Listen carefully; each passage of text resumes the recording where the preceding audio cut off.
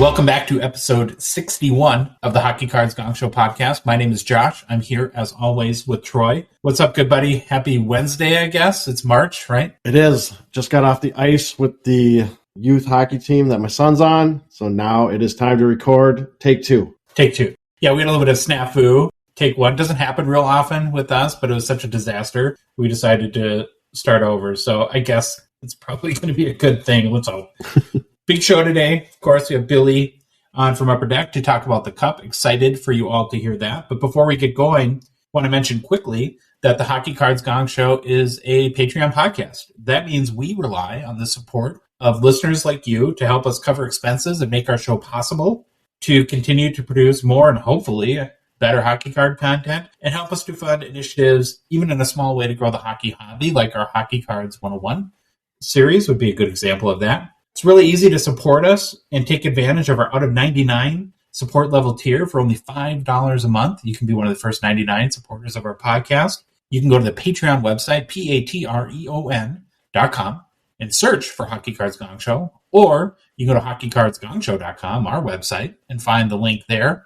There's a link in the show description for the podcast app you're listening to us on right now. And finally, there's a link in our link tree, which you can find on our Instagram and TikTok accounts. We have, Troy, one new patron from last show. Want to thank him very, very much. It's J.S. Scarpacci? What is it? I said J. Scarpacci. I felt like it was a first name, capital letter, maybe, and then Scarpacci.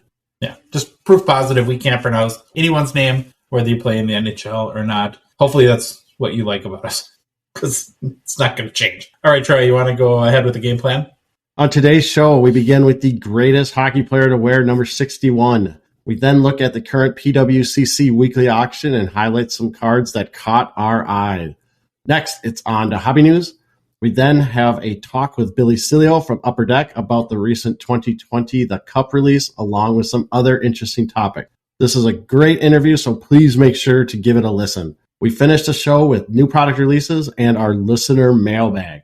All right, Josh, we are on episode 61. So, hockey's most famous 61 per the Hockey Writer's greatest player to wear each number is... There it is. We have the drum roll. Rick Nash. All right, Josh.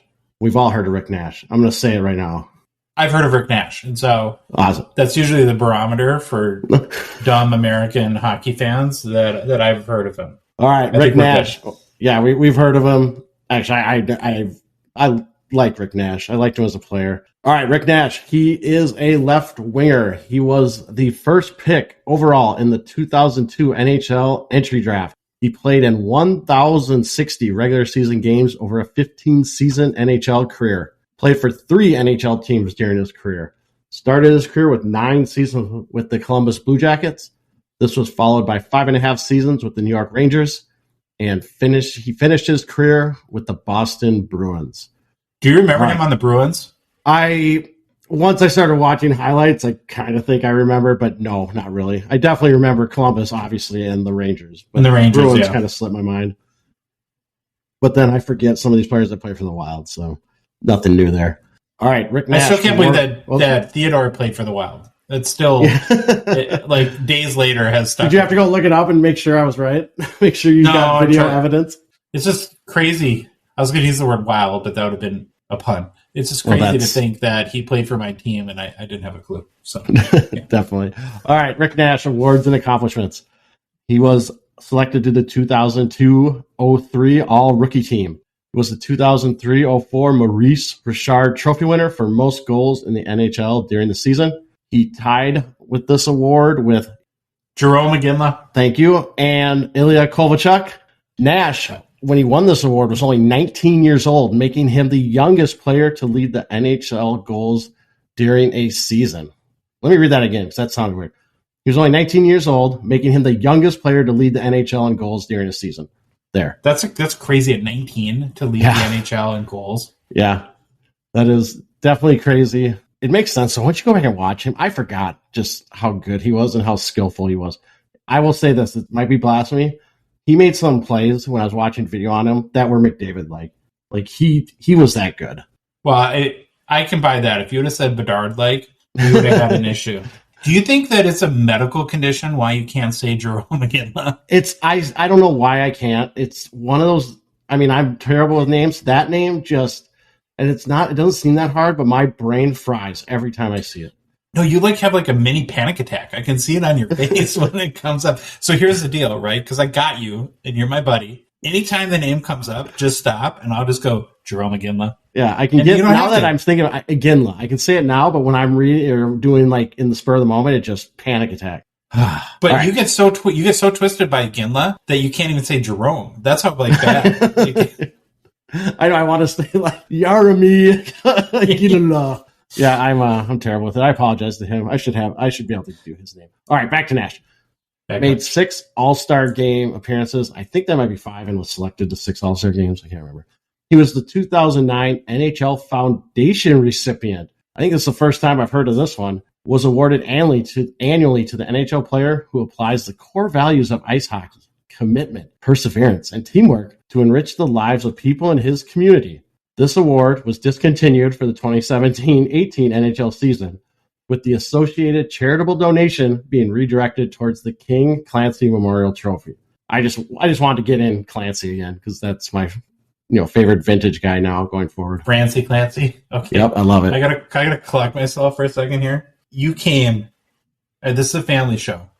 You came super close, one whisker away from. So what we had in our notes was awarded annually. Oh, did I? You came so close. I almost lost it there. My other comment though is, how many freaking awards does the NHL have?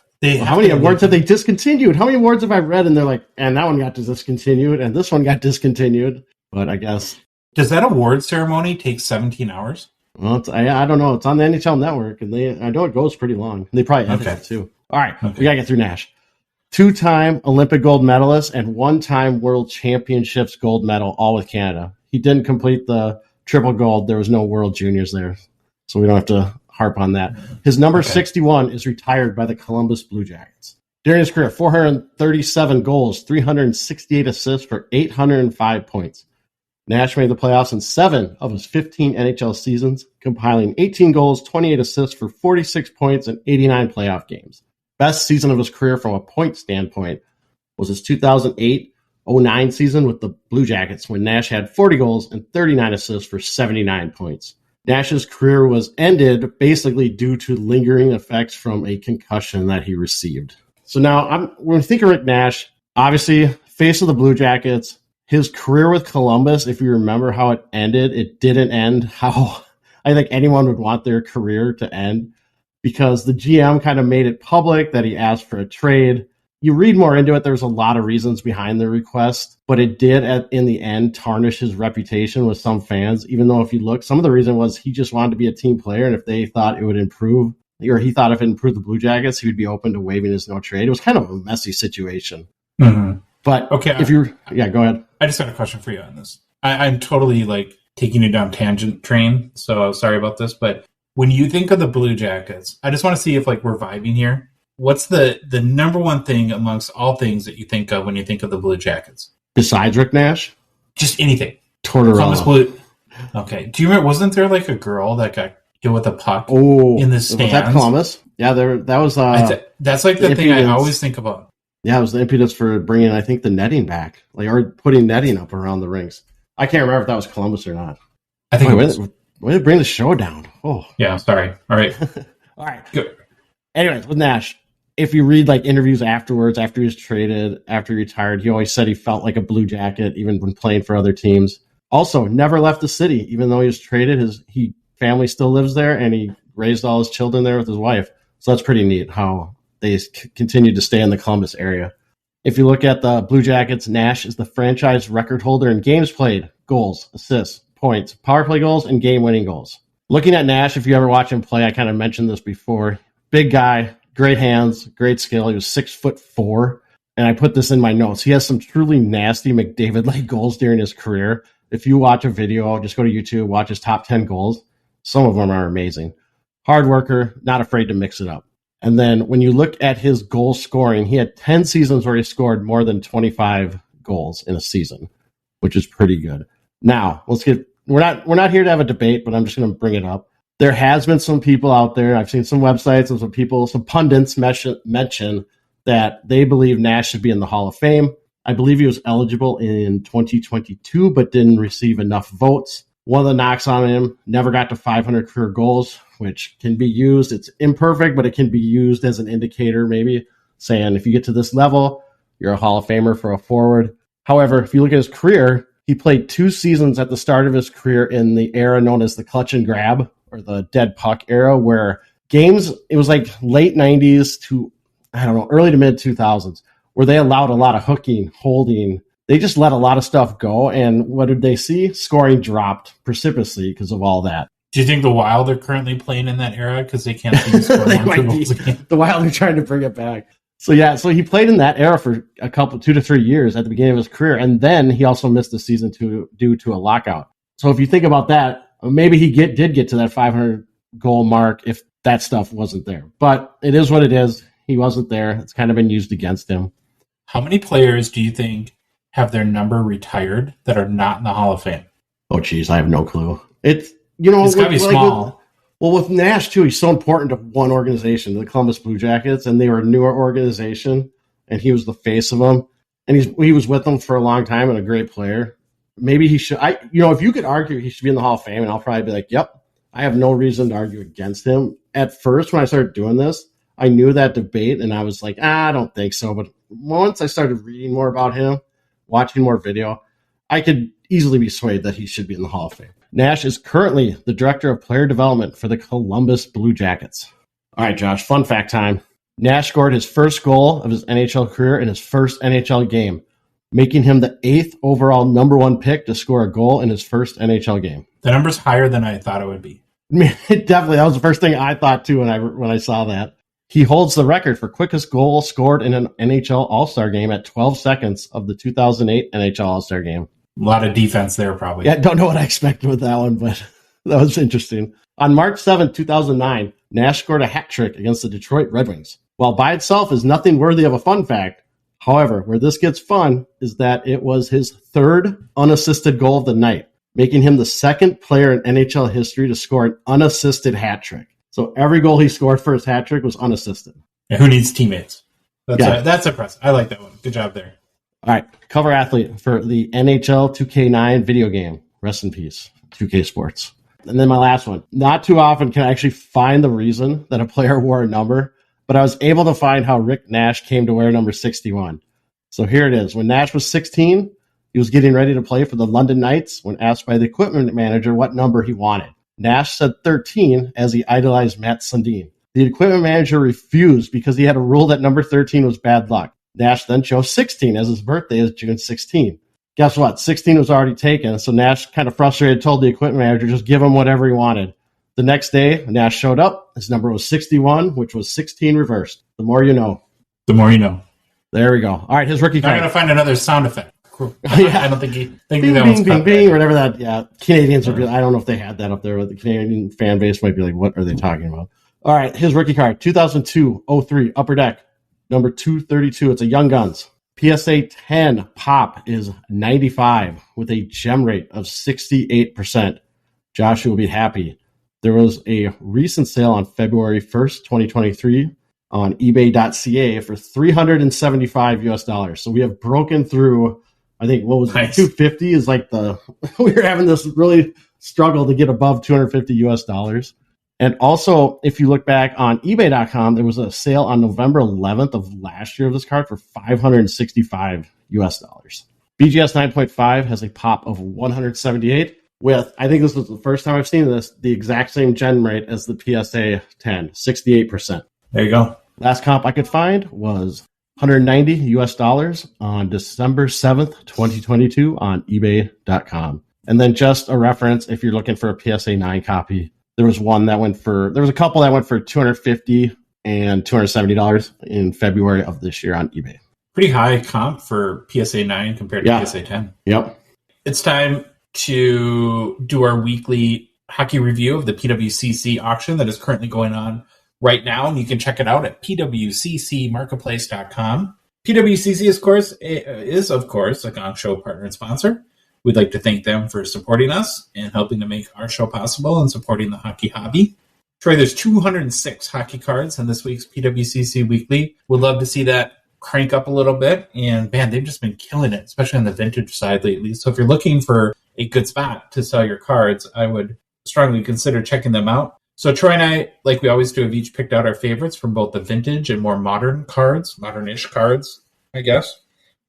I'll start, Troy, kind of maybe a little bit on the obvious side, but had to pick it because it really is one of my favorite hockey cards ever. Could be a top 5 card of mine. It's the 1951 Parkhurst Maurice Rocket Richard. This is an SGC 7.5, pop count 4.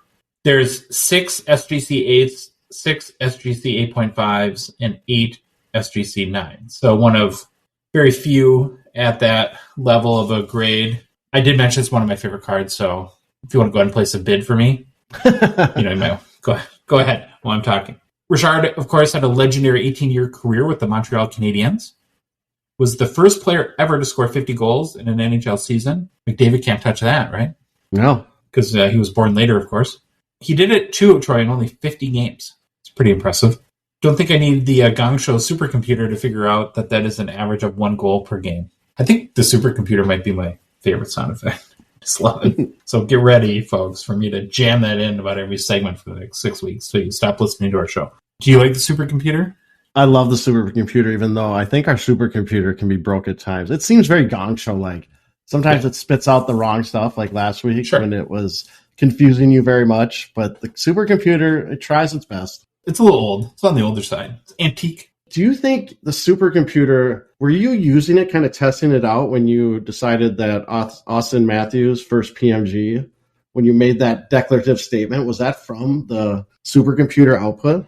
Are we going to go there now? Yeah, you bring up Kaprizov every episode. My poor PSA.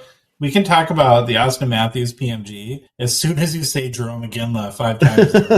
Iginla. Okay. Back to Rocket Richard. He was a member of 8 Stanley Cup championship teams, that's it, including won 5 in a row, was the team's captain for the last 4. McDavid can't touch that either, Troy. Oh, jeez. At least right now. Shots fired. In 1961, the Hockey Hall of Fame waived their 5-year waiting period. Just let him in. Which is kind of pretty cool. So here's my question about that. Do you think the Hockey Hall of Fame will just waive everything for Connor Bedard and induct him before the draft or after the draft this summer? Oh, man, I don't know. That'll be interesting. Probably should be inducted right now. Probably what makes Richard most relevant to people today is, of course, the trophy that he donated to the NHL in 1999, the Maurice Rocket Richard Trophy, awarded each year to the NHL's top goal scorer. Did you place your bid yet for me? No, I keep looking at it and just go, nope, I can't afford that. It isn't the old SGC holder, which I think I would update that. Boy, that's tough, though. I mean, I would just be scared to death. I would want it reholdered, but man, I'd be scared to death something would happen. Mm-hmm. This exact card, Troy, the exact one, sold in March of 2022 at the PWCC Weekly for $21,000 which was also the all-time high. What's the current bid on it? $6,750 It's a steal. You can afford that. Okay, the next one that I picked is the 1984 O-Pee-Chee Chris Chelios, BGS 10 Pristine, Hall of Fame defenseman, of course, 3-time Stanley Cup champion, 1 with the Canadiens and 2 with the Red Wings. Tied with Gordie Howe, Troy, for the most NHL seasons played in 26. It's a lot. One of the 100 greatest players of all time per the whole big 2017 list. 3-time Norris Trophy winner. First team All-Star 5 times. So I think that's the end of the year one, not the All-Star game. I hate that. Were you a Chelios guy growing up at all? Not really. I actually don't think I liked him as a kid. I don't. Wow. Yeah, because he just played for every team that the North Stars were against, or I guess later in his career. I just didn't like him very much. I thought you might have had like a poster of him, like next to your Tiffany Amber Thiessen poster in your room or something. Like yeah, that. No, I didn't even have a Tiffany Amber. I always had like cars, and I had my Manon Rhéaume poster. I always had sports. There you go. Female sports athletes was my jam, I guess. Yeah. So this card last sold for $1,290 this past June at the PWCC Weekly Auction, Troy. Now, as a comparison, a PSA 10 version of this card sold in last week's PWCC for $1,320. So one might assume it could go a little bit higher than that. All-time high for BGS 10 is $1,500 US back in November 2021 from the PWCC vault. Apparently, Troy, PWCC is the 84 O-Pee-Chee Celio's leader because they just got to run on the market. They just hold the market for I guess. 84 Celio's O-Pee-Chees. What's the current bid on that one? $310 US. Okay. Well, deal right now. All right, you had picked out a vintage card you wanted to chat about? I did. The card I selected was the 1953 Parkhurst. Love the Parkhurst. Harry Lumley. Card is numbered 1. It is a PSA 8, and it also carries the PWCC certified eye appeal rating in the top 30%. I'm becoming a Parkhurst Bobo, but I love this card because he's a goalie. If you look at the card and the images, it looks absolutely great. Looks fantastic. It's a 50s Parkhurst. Lives up to the legendary status that these cards have. The picture on the front of the card, so obviously he's a goalie from the 50s. It has him stacking the pads. And unlike our Wah card that I looked at where the puck looked like it was already in the net, I don't see the puck in the net on this one. It's just a old school goalie with the old school pads doing a stack the pad saves. And this is what I think of goalies when they're on the ice in the 50s because they're stacking the pads. Most of them stood up, but when they went down, just to make the sweet stacking the pads save. Card looks clean, great corners, and good centering. But that's not all. Since I didn't know a lot about Lumley, I had to do a quick bio. So bear with me, amuse me. I want to give you a little bio on him. Hall of Famer, one-time Cup winner, 1950 with Detroit, one-time Vezina winner with Toronto. For his career, 803 games played, 330 wins, 329 losses, 142 ties, goals against average of 2.74. I don't think I'm going to read the save percentage because when you look at his career stats, they don't have save percentage. I don't think the NHL even tracked it. I don't think it became an official stat, I think, till the early 80s, maybe, or late 70s. But Hockey Reference does start tracking it late 50s, I believe. But it's not even worth reading because it only, I think, it encompasses three years of his career. Well, I can read it. It's .905 is what they had, but take that for what it is. 71 shutout. He is the youngest goalie to play in an NHL game at 17 years old. That's crazy. Yep. That's crazy. Back then, there's no child labor laws. You probably get away. I think the youngest NHL player was 16, if I remember. I can't remember who it was, but I thought I looked that up. His best year was the 1953-54 season, which he capped with a Vezina trophy. During the season, he had 32 wins, 24 losses, 13 ties, with a 1.86 goals against average, 13 shutouts, and no save percentage because it wasn't tracked. Okay, so he had a 1.86 goals against, which is amazing. And he was only 32, 24, and so 13. Must not, his team didn't score a lot. I don't think they...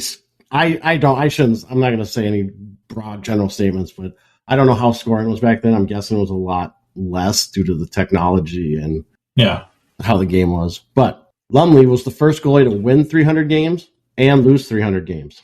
Lumley originated the tactic of making a pocket at shin level in his goalie pads so pucks would drop straight on the ice instead of deflecting off them to an opponent. If you go find pictures of him and look at his pads, you can kind of see it. It's really where the pad bends at his shin, you can see how it is like made to almost be like a little pocket there. So I think that's what they were talking about. Like a puck would hit it and would shoot out, it would just cushion and kind of fall down. I bet in the early-ish periods of the NHL, like goalies could get away with a lot of pad manipulation. Oh yeah. Now they were all like 92-pound leather. Well, just think about even the players. Like I think it was Bobby Hall who figured out, well, let me curve the stick and just. If you ever see a Bobby Hall curve from his old sticks, it's insanity. It's so illegal in today's game, but it's kind of crazy to look at. All right, nickname. His nickname was Apple Cheeks. He has the same nickname you do? Yeah, yes. Apple Cheeks Iverson. All right, this card. All right, so the PSA 8 copy of this card has a pop of 15 with only one card graded higher. On January 27th, 2022, a PSA 8 copy sold for $4,440. Now, I just wanted to put this one in there.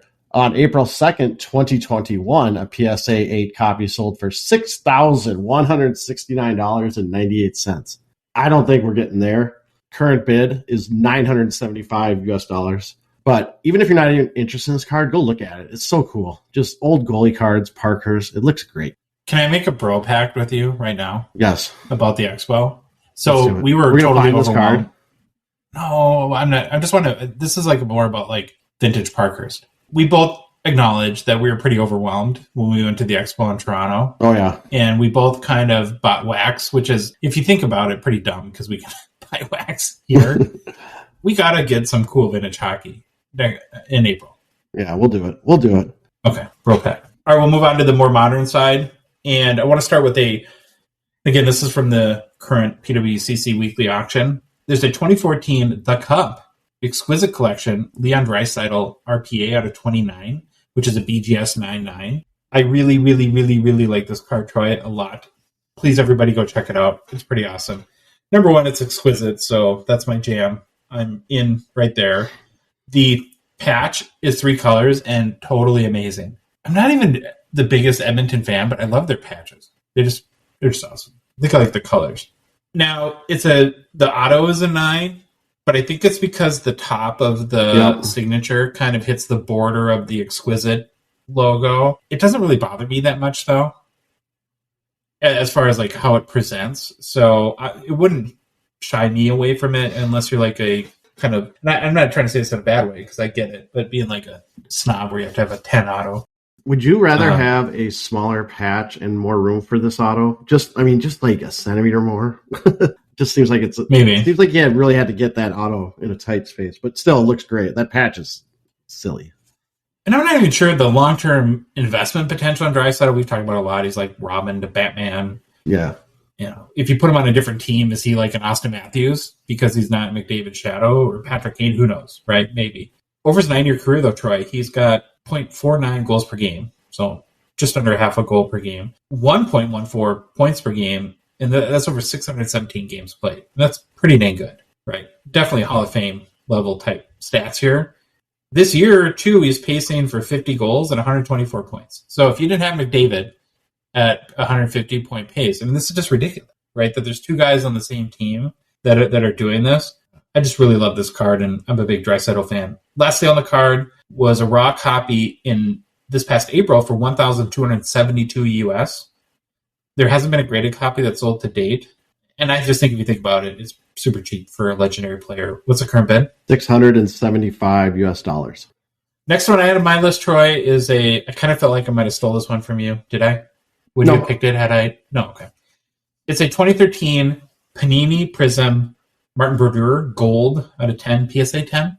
Kind of like the OG Seismic Gold. Here's the tip. I can't take credit for this. I learned it on a show like a year and a half ago, but it makes all the sense in the world, and I think it's very, very true that if you want to be in the business of buying sports cards and reselling them or flipping them, shiny gold is magic. People just love it. That's why part of the reason why Seismic Gold or Golden Treasures from Allure, any of the gold cards sell real well. And these Prism Golds from 2013, I just love them, and they're amazing. So to have one from a Hall of Fame goalie, Brodeur, most wins in NHL history, it's out of 10. It's a PSA 10. This is just a really, really cool and special card. So if you're a goalie collector, you're a Hall of Fame collector, Devils fan, Brodeur guy, I would think that this is a card that you want to have or need to have or have to have, right? It's just a really, really cool card. Beyond being the all-time winningest goalie in NHL history, Brodeur, of course, won the Calder Trophy in 1994, is a 3-time Stanley Cup champion, 4-time Vezina Trophy winner. So just about every accomplishment you could have for a goalie. 2 prior sales, so this gets fun, of this card are in Card Ladder. This kills me. I hate 2018, and they were both raw, right? There's only 2 sales ever. It sold, Troy, for $36.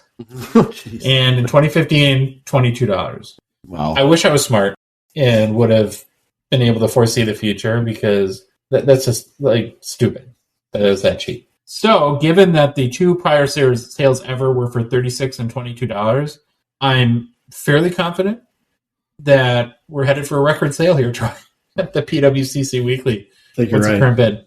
$260 US. There you go.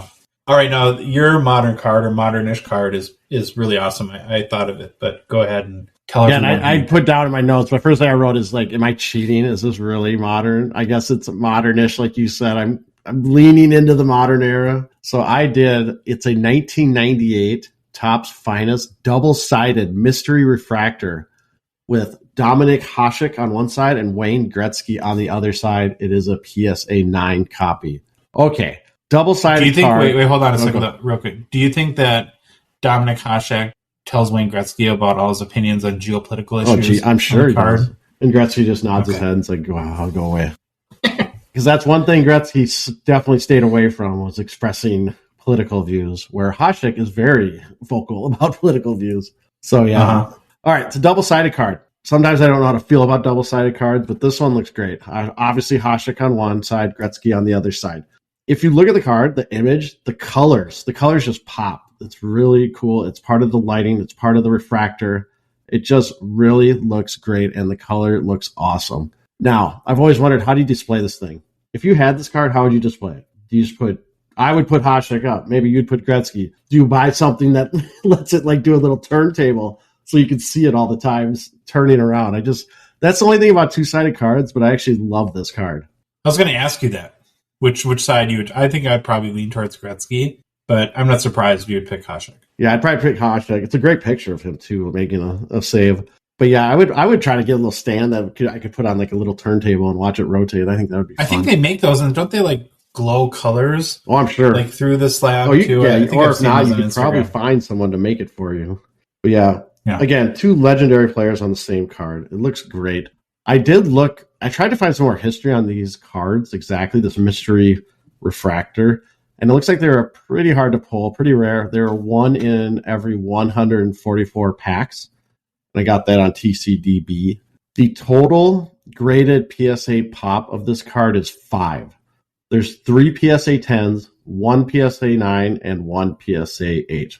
Obviously, this is the PSA 9 copy. I couldn't find any copies of the graded copy sales, but on December 8th of 2022, eBay had a sale for a raw copy that sold for $200. So that we'll use as kind of our baseline. Current bid right now is $86 US. All right, so those are our picks for this week's PWCC Weekly Auction. Reminder to go to pwccmarketplace.com, check out the auction. There's a couple hundred other cards, hockey cards to choose from. Also, every Sunday night, I do the PWCC recap show with Jeremy Lee on his Sports Card Live YouTube channel. We'll be doing it again this Sunday, and we may have a special guest appearance for part of the show with one Troy. Isn't that exciting? Yeah, you might get some everyone Troy love on the show. We'll see. Got some hobby news to talk about, Troy. First one, this came completely out of nowhere. The world was shocked that Patrick Kane was traded to the Big Apple.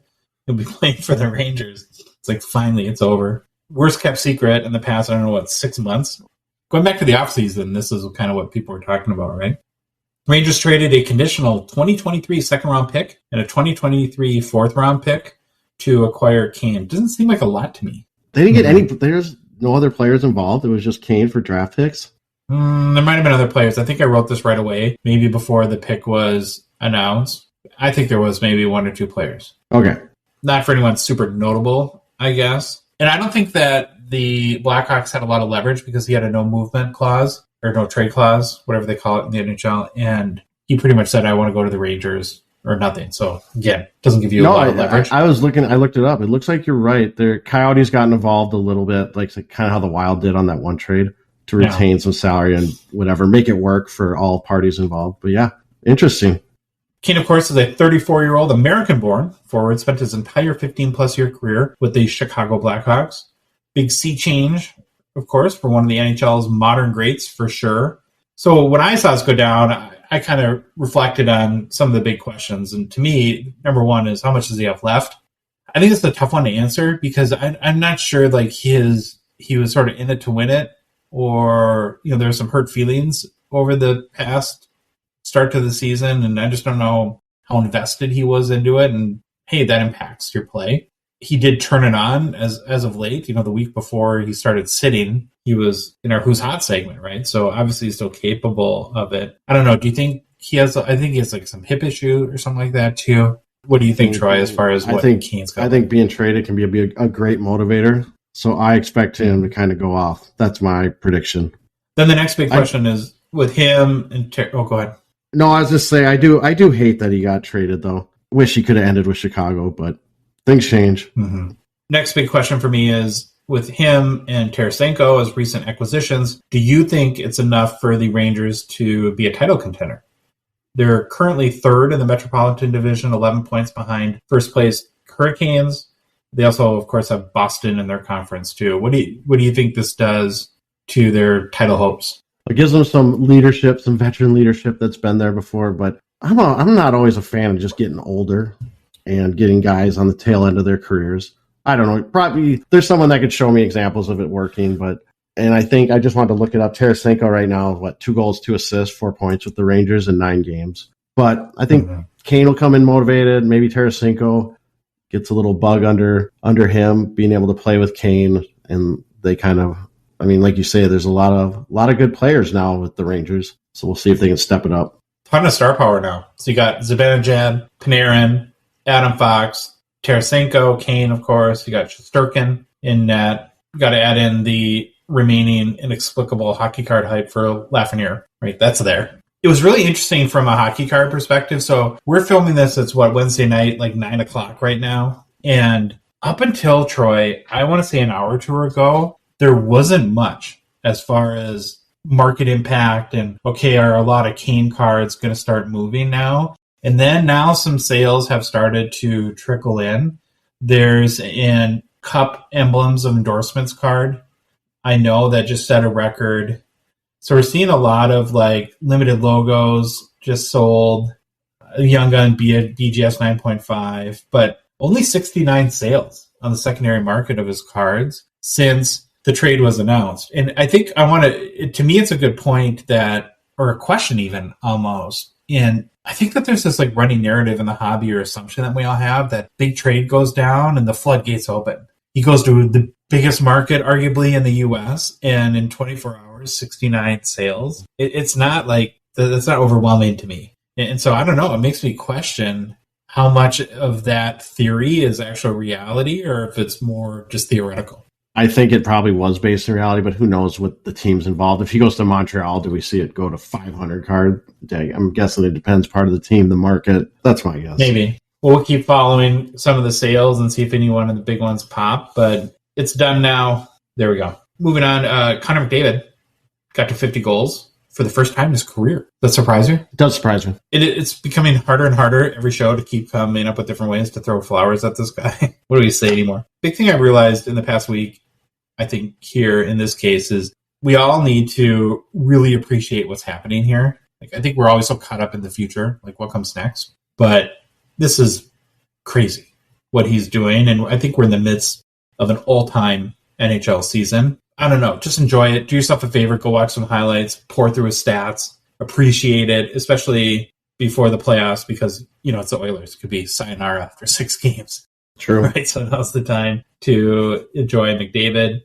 I'm going to take a glass more half-full perspective, though, Troy. If he gets 60-plus goals, and don't laugh here, and the Oilers win the Cup, in that case, you would assume he cleans up on all the hardware, right? If that happens. What do you think McDavid card prices could look like early June? It would just be bananas, wouldn't it? Yeah, I think it would jump at least, I don't know, it's 31, probably $1,000, $2,000, I would guess, if he does win a Cup. I was wondering if you might see his Young Guns in the 4,500, 5,000 range. I want to make it clear. We're not saying go spend $3,000 on his Young Guns because it's going to be 4,500. A lot has to happen. He has to get 150, 160 points. The Oilers have to win the Stanley Cup, and he has to win all the hardware. Definitely not a given there. Just for context, 4,122 US is the all-time high for his base Young Gun PSA 10. And that was in November 2021.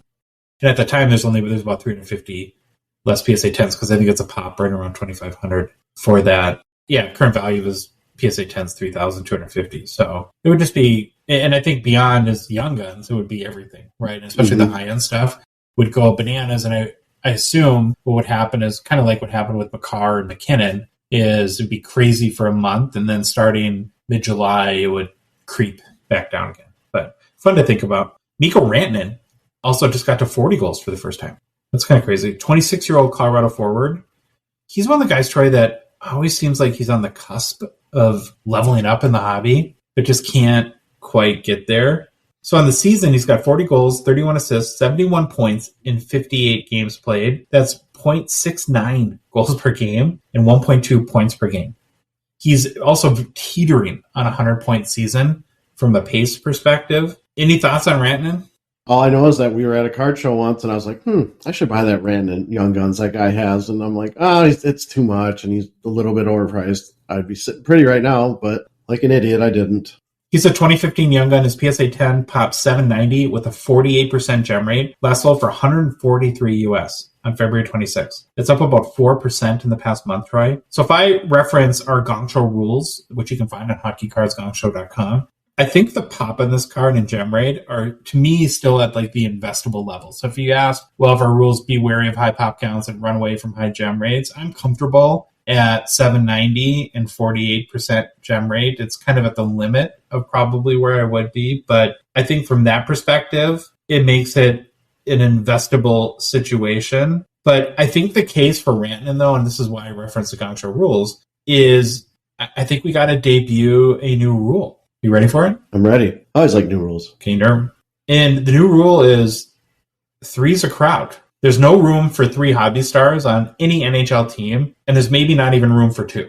True. We've seen many, many cases of this in the past year where, forget 3 guys, you look at like the case of like, again, Marner or Draisaitl, who we talked about on the PWCC segment. They have such low hobby love and chase values proportionate to their level of production. And when you think about Colorado, I just can't see Rantanen from a hobby hype perspective eclipsing Nathan MacKinnon or Cale Makar. It's not going to happen. Do you agree with that?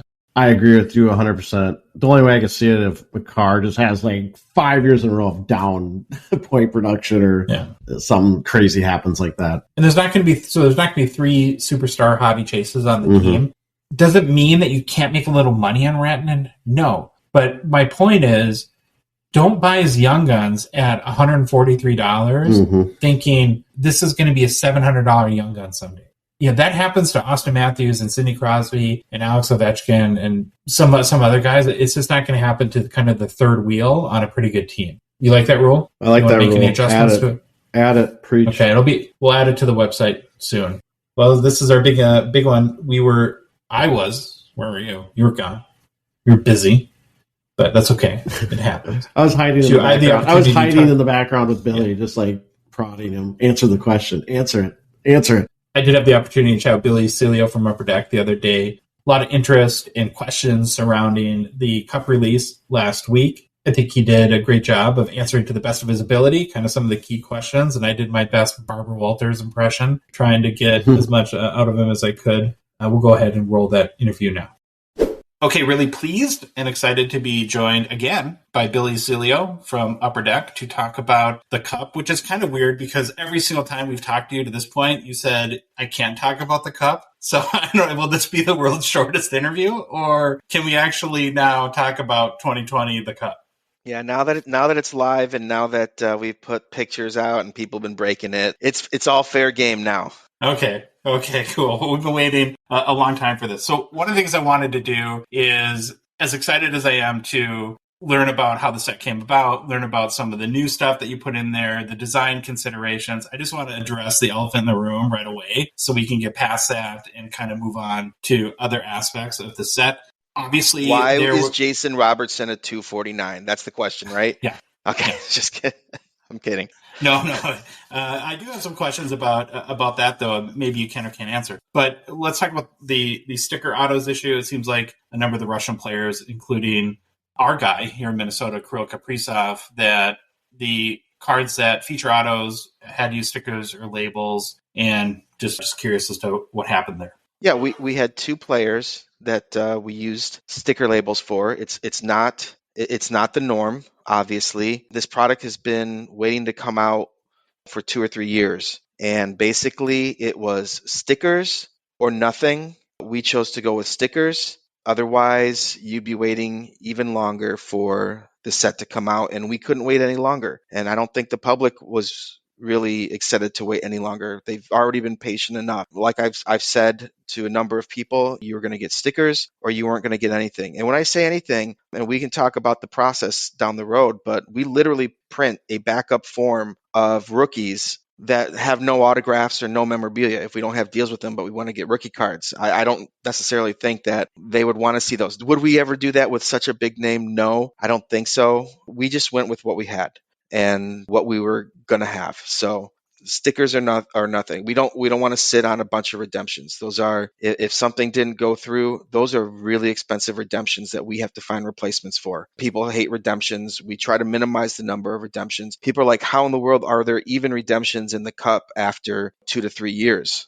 Which is a fair question. Sticker or nothing, and we chose sticker. And I'll be honest, I think this sounds bad, but I think our sticker appliers, the people, that put the stickers on the cards, I think they did a great job of kind of, I don't want to say hiding the fact that the stickers are there, but they're obviously there. But if you look at them, they still look good on a lot of the inserts. There were some inserts they had to trim the stickers, and and they had to go through the stickers and found out which autographs would work with which cards and all that. So I think they did an amazing job to be able to maximize the number of cards for those guys with the stickers. I'm sure you want more than just the rookie auto patch cards. Yeah. Well, and so, but I did notice, like with Jason Robertson, that there are redemptions. So how did you weigh those decisions between which ones just to go ahead and roll with redemptions and which ones to do stickers? Was the J-Rob issue related to that? I'm sure when you initially designed this set a long time ago, Jason Robertson wasn't quite the Jason Robertson he is today. And did you guys try to find new ways to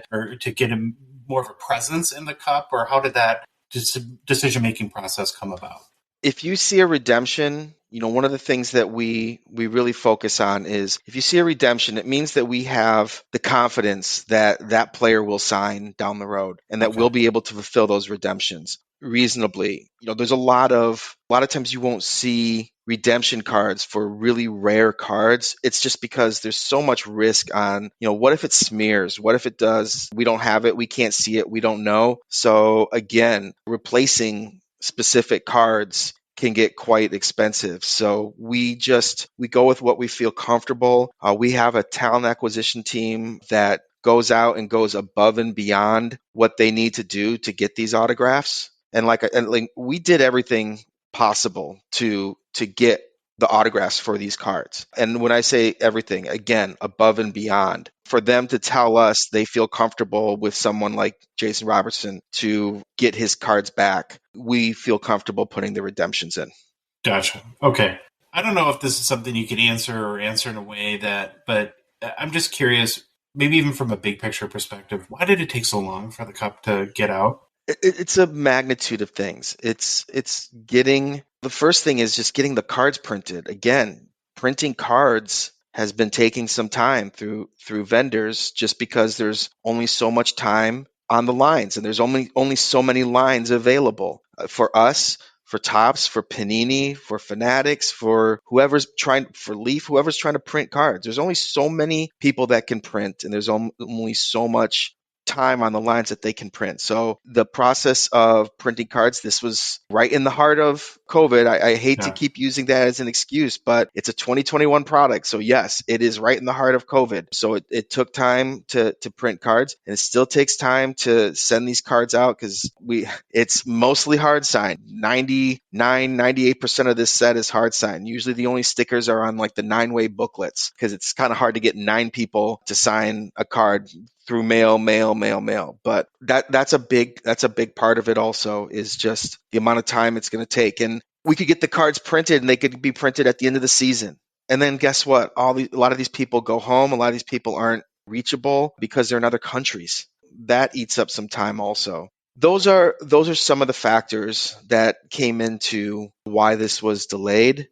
It just came out at I don't want to say the wrong time, but COVID definitely affected the release of this product. And then again, it's hard signed product. So we have to get these autographs, and we're not going to put the product out until we get a specific number of autographs in house. Once we felt comfortable with the low number of redemptions and the full number of autographs that we have for the set, that's when they fly me out to North Carolina, and I'm sitting there for hours and hours for a few days in a row, just hand packing this with a number of my coworkers, and our backs or our knees are killing us for the next week.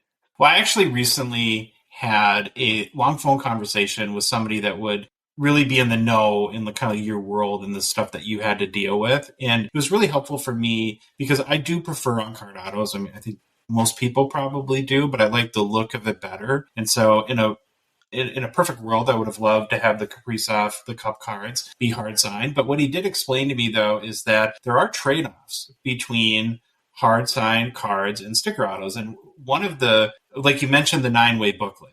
And this person explained to me that if you had to try to send that card to 9 different people, that somebody would smear probably 4 of the autographs that were done by legendary players before. Or even if it's just a one autographed or one athlete signed card, that when you send them the cards, these athletes don't necessarily know that these are very delicate, and us collectors don't want even the tiniest dent in the corner, and they can frankly manhandle these cards to some degree. So actually, if you're a card condition person and that's important to you, in a lot of ways, sticker autos can be better, because you're not sending these cards out all over the place and having different people handle them and mail them back to you and all the risks that happen there. And so I don't know if you can speak to that at all, but like I said, that conversation was really helpful and informative to me to kind of understand the trade-offs.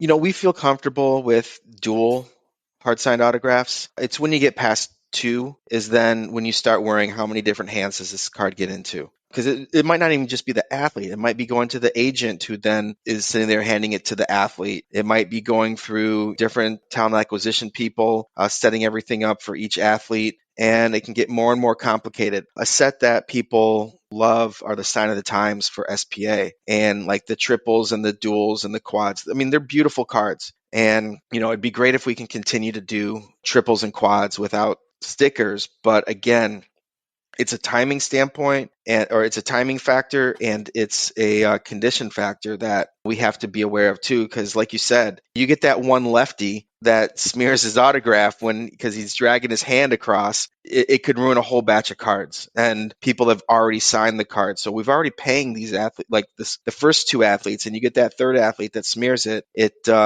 destroys the card. Or do you put a card out there with 2 good autographs and a smeared autograph? How happy is the consumer going to be on that? Also, it's difficult to judge which one is the better and easiest. I mean, people just think, oh, they're just doing it because it's easy. We're also doing it because we've learned our lesson on a number of cards that have gotten lost, that have gotten damaged. We've wasted a lot of time and money with some of those cards also.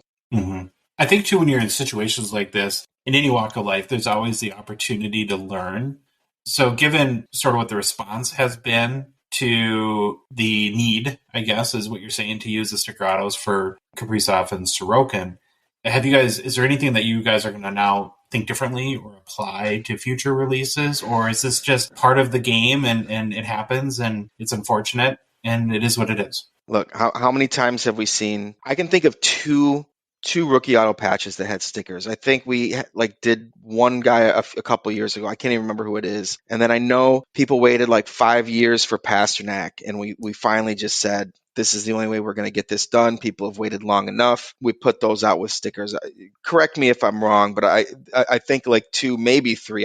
I wouldn't know who the third one is. So This is not the norm. We prepare to try and get these cards signed as early as possible. It does take time to print these cards. This is one set that we usually, a lot of times a set will take anywhere between 9 and 12 months to make. The cup is one that we usually prepare between 15 and 12 months to prepare. Wow. We give ourselves extra time, which is a little frustrating when you build the cup, because you want to know what kind of inserts are going to work and not work for the next set. And these last couple of years, I've kind of had to just kind of keep building different inserts and not having a chance to see if one of them really is popular and then be able to do it in the next year. I could say there are inserts in this year's cup that it didn't get executed the way I would have liked to. And there's some that, man, I wish I would have put that in future cups, because I think it came out amazing. We put a lot of time into this, and we obviously are very aware of getting these rookie cards in there. And people think, oh, they do it now, they're going to just keep doing it.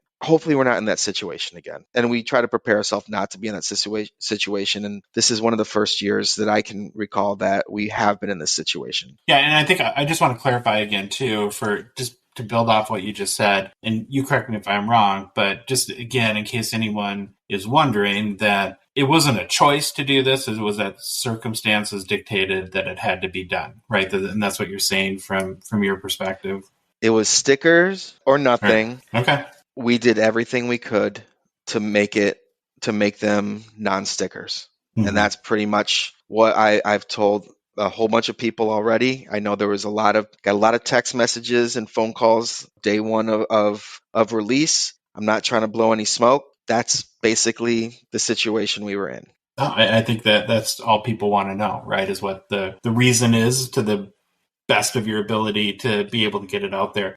Kind of another big picture question I have is, where would you say that the Cup ranks as far as all the sets you do, or all the sets that you as a team do at Upper Deck, as far as difficulty in getting out there? Is it much more challenging than maybe working on a Skybox Metal or O-Pee-Chee Platinum or something like that? Or is it just kind of another set from your guys' perspective? No, the set is, the reason why it's called the Cup is because the league, for us to use the name the Cup, they basically said this has to be the best set of the year. To be able to use that name, we have to call it, like, we wanted to use it, the name, so we try to make it the best set that we can. From a different difficulty standpoint, I can say one of the things about the Cup is there's so many traditional inserts in there. You got your limited logos, you got your notable numbers, stuff like that. People, the exquisite rookies. There's inserts in there that people are expecting every year. It's always a question, well, do we take out something? Do we kind of change some things around a little bit? And sometimes we do a little bit of that sometimes, but we still want to make sure that they get what they're expecting out of the Cup. And then having to create inserts. This isn't like Metal Universe, where you can kind of come up with some wacky die cut inserts with weird names and stuff like that. I say that, I might have done it in this last venture of the Cup, but this is something that, these are high-end cards. They need to look like high-end cards, and they need to feel like high-end cards. That's something that you have to be aware of. Whereas in Metal Universe, you want to see cool light FX, you want to see die cuts, you want to see amazing technology and inserts and stuff like that. So it's a different vibe for each set.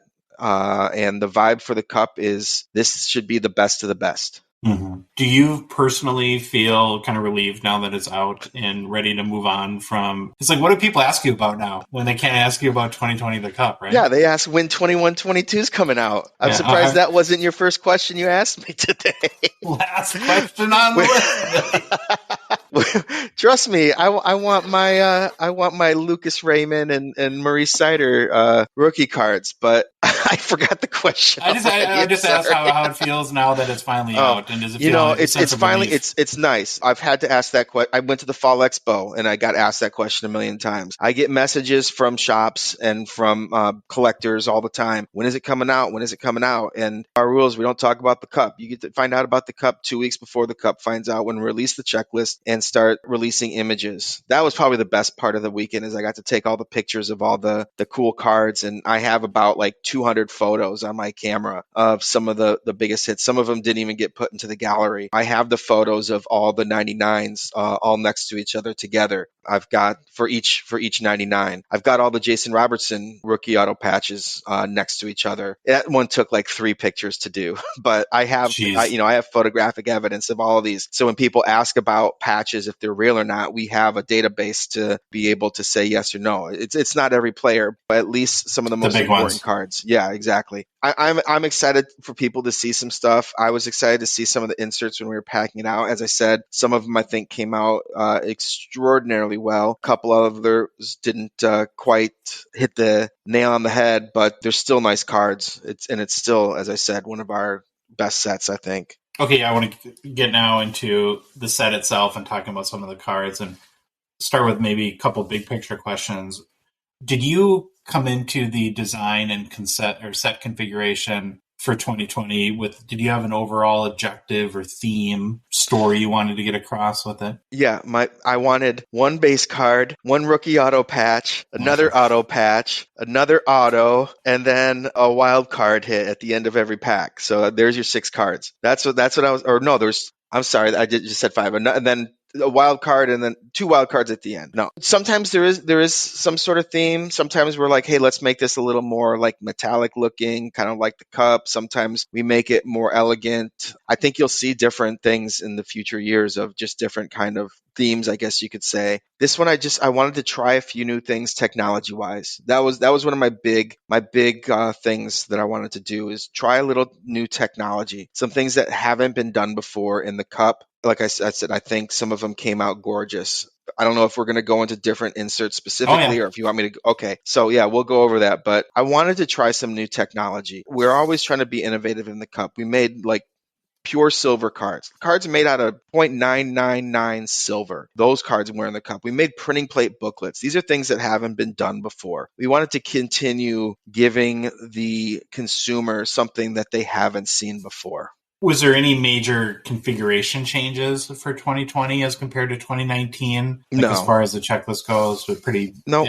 Okay. We pretty much give the same direction from a checklist standpoint. We're going to want to have those big stars in there. You saw Matthews, you saw Crosby, you saw McDavid, you saw Gretzky, you saw Bobby Orr. There's legends, and that's one thing that we do is we save our legends, and we might have mentioned this before. We save our legends for more of our high-end products. We feel that they deserve to be in high-end stuff. They're all-time greats. So a lot of our products might not have legendary content in their autographs from legends, and it's because we want to save them for high-end products like the Cup, like Ultimate, like Premier, things like that.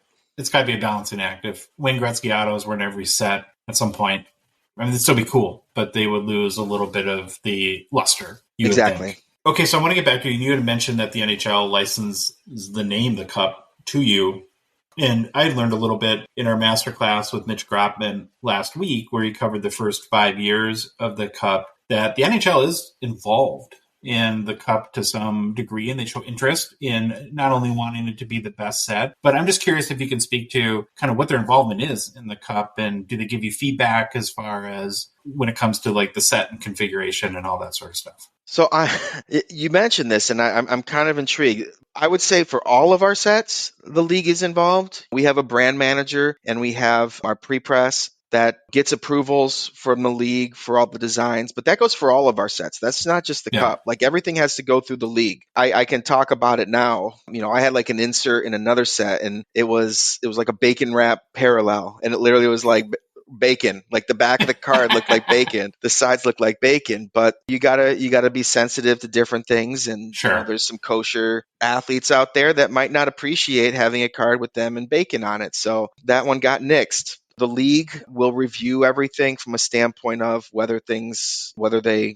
like it or don't like it, but they're very easy to deal with. They're very cooperative, I guess, as you could say. And if they don't like something, we just switch it. But our brand managers and our pre-press, they're constantly getting designs approved, and it's a pretty quick process on whether they like it or don't like it. So I guess you could say that's kind of like how the league gets involved, but it's not just the Cup. It's every set. They have their hands in everything. Do they ever get to the point where they're like, well, would like this out of 10 instead of out of 25? No. Do they get that? It's more big picture kind of. It's more, hey, do we want to show an athlete with blood showing, or do we want to show fighting, or do we want to show different? Can we show the goalie masks? No, we can't. That sort of thing. That's kind of where they get involved. You can't show the goalie masks? You know how they used to have like cards that were just the mask? Yeah. That's actually, you know, original artwork. And so that's why you don't see mask cards anymore, is because it's an artwork sort of thing. So to get the rights for all the artwork and everything, that's kind of the approval process that they would want. And that's a lot of work.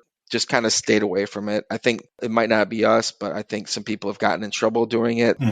We just kind of stay away from it. We better be safe than sorry. Makes sense. Do you have a favorite card or subset or insert from this issue of the Cup? You know which one I think is really cool, and I wish I could take credit for it, but actually this tells you how like important it is to have knowledgeable people. We have our call it GUI, but it's like our game used equipment, GUE, our department that cuts the memorabilia. And it's good to be talking to these people, because they can kind of tell you what we have and don't have. And they're also very important on the people like putting really nice patches in cards. You get the eye of the penguin or something like that. You get people that understand stuff like that and understand how that can increase the value. That's very important. And we get a call one day, and it's just kind of like, hey, we have all the captain letters, and we're not using them. We're not cutting them up. Like maybe we can make a booklet with the C and the A. And I go, that's a great idea. We have our Captains United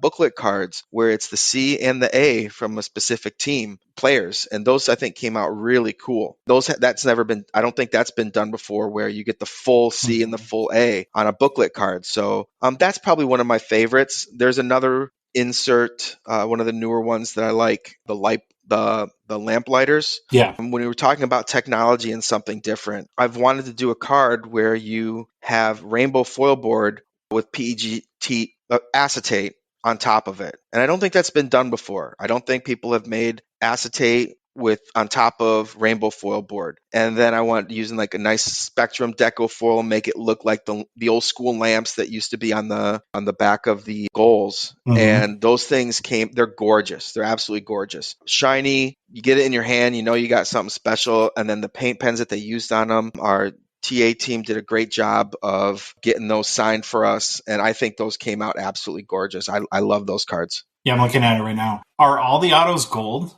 In the gold-colored ink and the paint pen? I believe so. I don't think there's any parallels to that set, so I believe they're all gold. Yeah, they came out really good. And so you said on that one, it's actually a foil base and then acetate on top of it, so there's a little bit of like a so there's a rainbow foil board, like the shiny cards that you see, not chrome, but the rainbow foil board, and on top of it, it's PTG, but acetate. Most people, if I say acetate, they know what I'm talking about. It's PTG on top of rainbow foil board, and the difficulty with that is these cards, have to be laminated. And so you need an area for like glue not to be seen. You can't have the stuff bubbling. So it's probably something that people have avoided. And there's probably only a number of specific vendors that can actually produce cards like this without it bubbling or without being able to see the glue. And our vendor for this specific insert knocked it out of the park. You must be a nightmare to those people.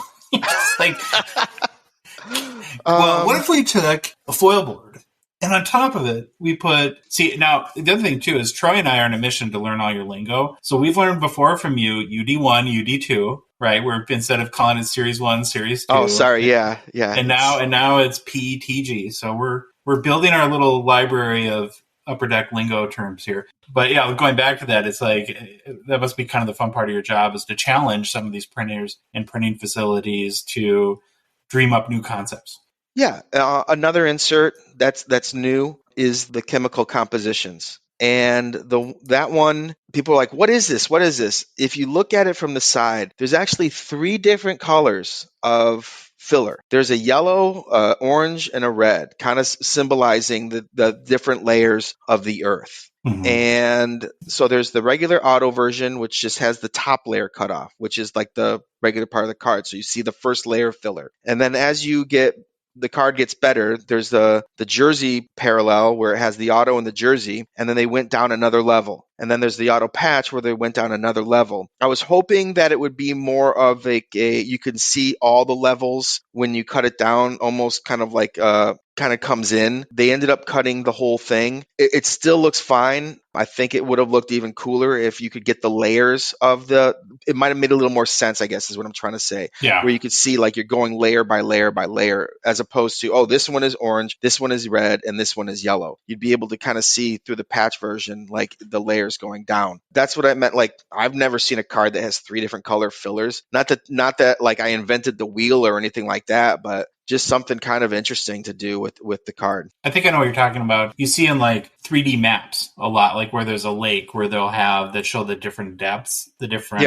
kind of cutouts and layer to that. So with a card, an insert like that with chemical compositions where it didn't 100% kind of meet your vision, is that something that you will try to take another stab at? Or do you typically in those cases just say, chalk it up as a learned experiment and move on to something else? Will I try that method elsewhere? Maybe, but I think it ran its course in the cup, and as I said, we haven't had a chance to look at and see how some of these inserts are, so I just keep building new ones. A couple years down the road, we might have a really cool cup that has the best of the last 3 years all together. I don't know. For the chemical composition, like I said, I think we learned a few things on it, and we'll just roll with it in the future. And the printing plate booklets was new too. I've actually seen a number of those be pulled in breaks. So those are actually, not to correct you, I apologize. I don't mean to sound snooty, but those have actually been in there for a year or two now. Okay. That was one of those things. I remember Chris Carlin, someone put a Twitter out there, like, somebody buy this guy a beer for finally putting all the printing plates together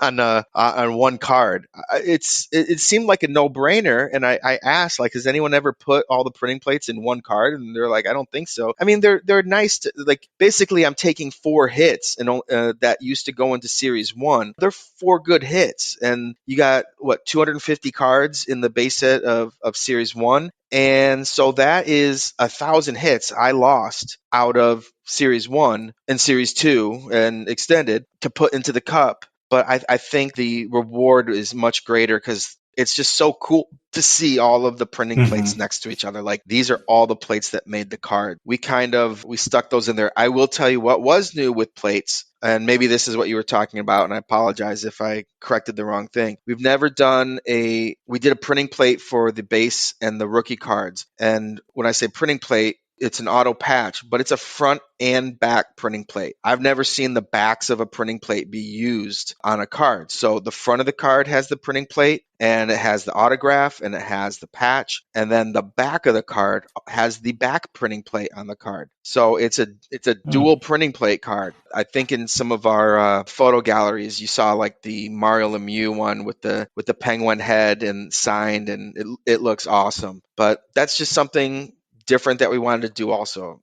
Again, it's kind of one of those, has somebody ever done this? And you kind of do the research, and maybe someone has, and I just haven't found it, but I've never seen a front and back printing plate card before. That is cool. I have a clarifying question on printing plates that may be a dumb question, but it would only be my about 4,000th dumb question on the show. And I think newer collectors might be wondering this too. So when you get a printing plate card, that is the actual printing plate that they produce the cards in the set from, right? Or is it manufactured like one of the printing plates that was used? That is dumb question number 4001. No, I'm just kidding. No, they are the actual printing plates that are used. So we'll ask our vendor to save. We like when we build the set and everything, we ask them to save the printing plates, and there's a cutting process for the printing plates, and they save them and send them to us, or they use them as memorabilia, or like put them into a card later down the road for us. So yes, those are actually the printing plates used for the cards. What else was new in the cup? So we talked about lamp-lighters. We talked about the CA United. Anything else There's an insert I really liked. I wanted to kind of put in a stick piece, a nice little stick insert, and we have like the stick and move cards. We put those in there. I thought those came out pretty cool. A nice good chunk of stick and a kind of a cool image, kind of reflecting the name Stick and Move. One of the really cool inserts that we did that I think came out great is the Exquisite limited logo, like the 2003-4 retros, but we made them different, like, because obviously Exquisite, they didn't use acetate. We actually made those cards with a top sheet acetate layer on them with the Spectrum deco foil, and I think those cards look amazing, and there's a lot of big names in that set. I wanted to make sure if we were going to do it, make sure that you put big names in there, because I think they're going to come out great, and they did.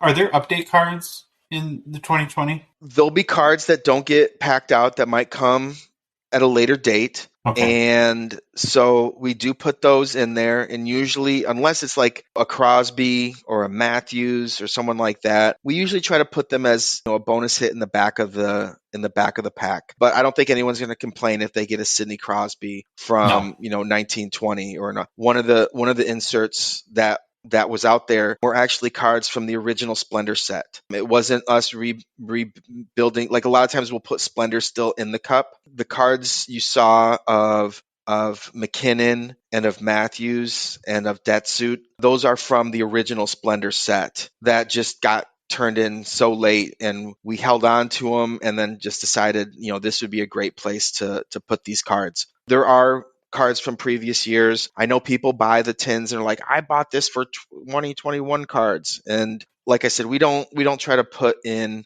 cards that people aren't going to want. And when I say that, I mentioned some big names, but we also will put in some rookie cards, some rookie auto patch cards from previous years, because they're cards that people want their cup rookie cards of specific players. So, we might fulfill the wants of guys that have PCs for specific rookies. But for the most part, we use what we think will value out well, and then we use stuff that might fill checklists out for people that wanted to collect the previous years.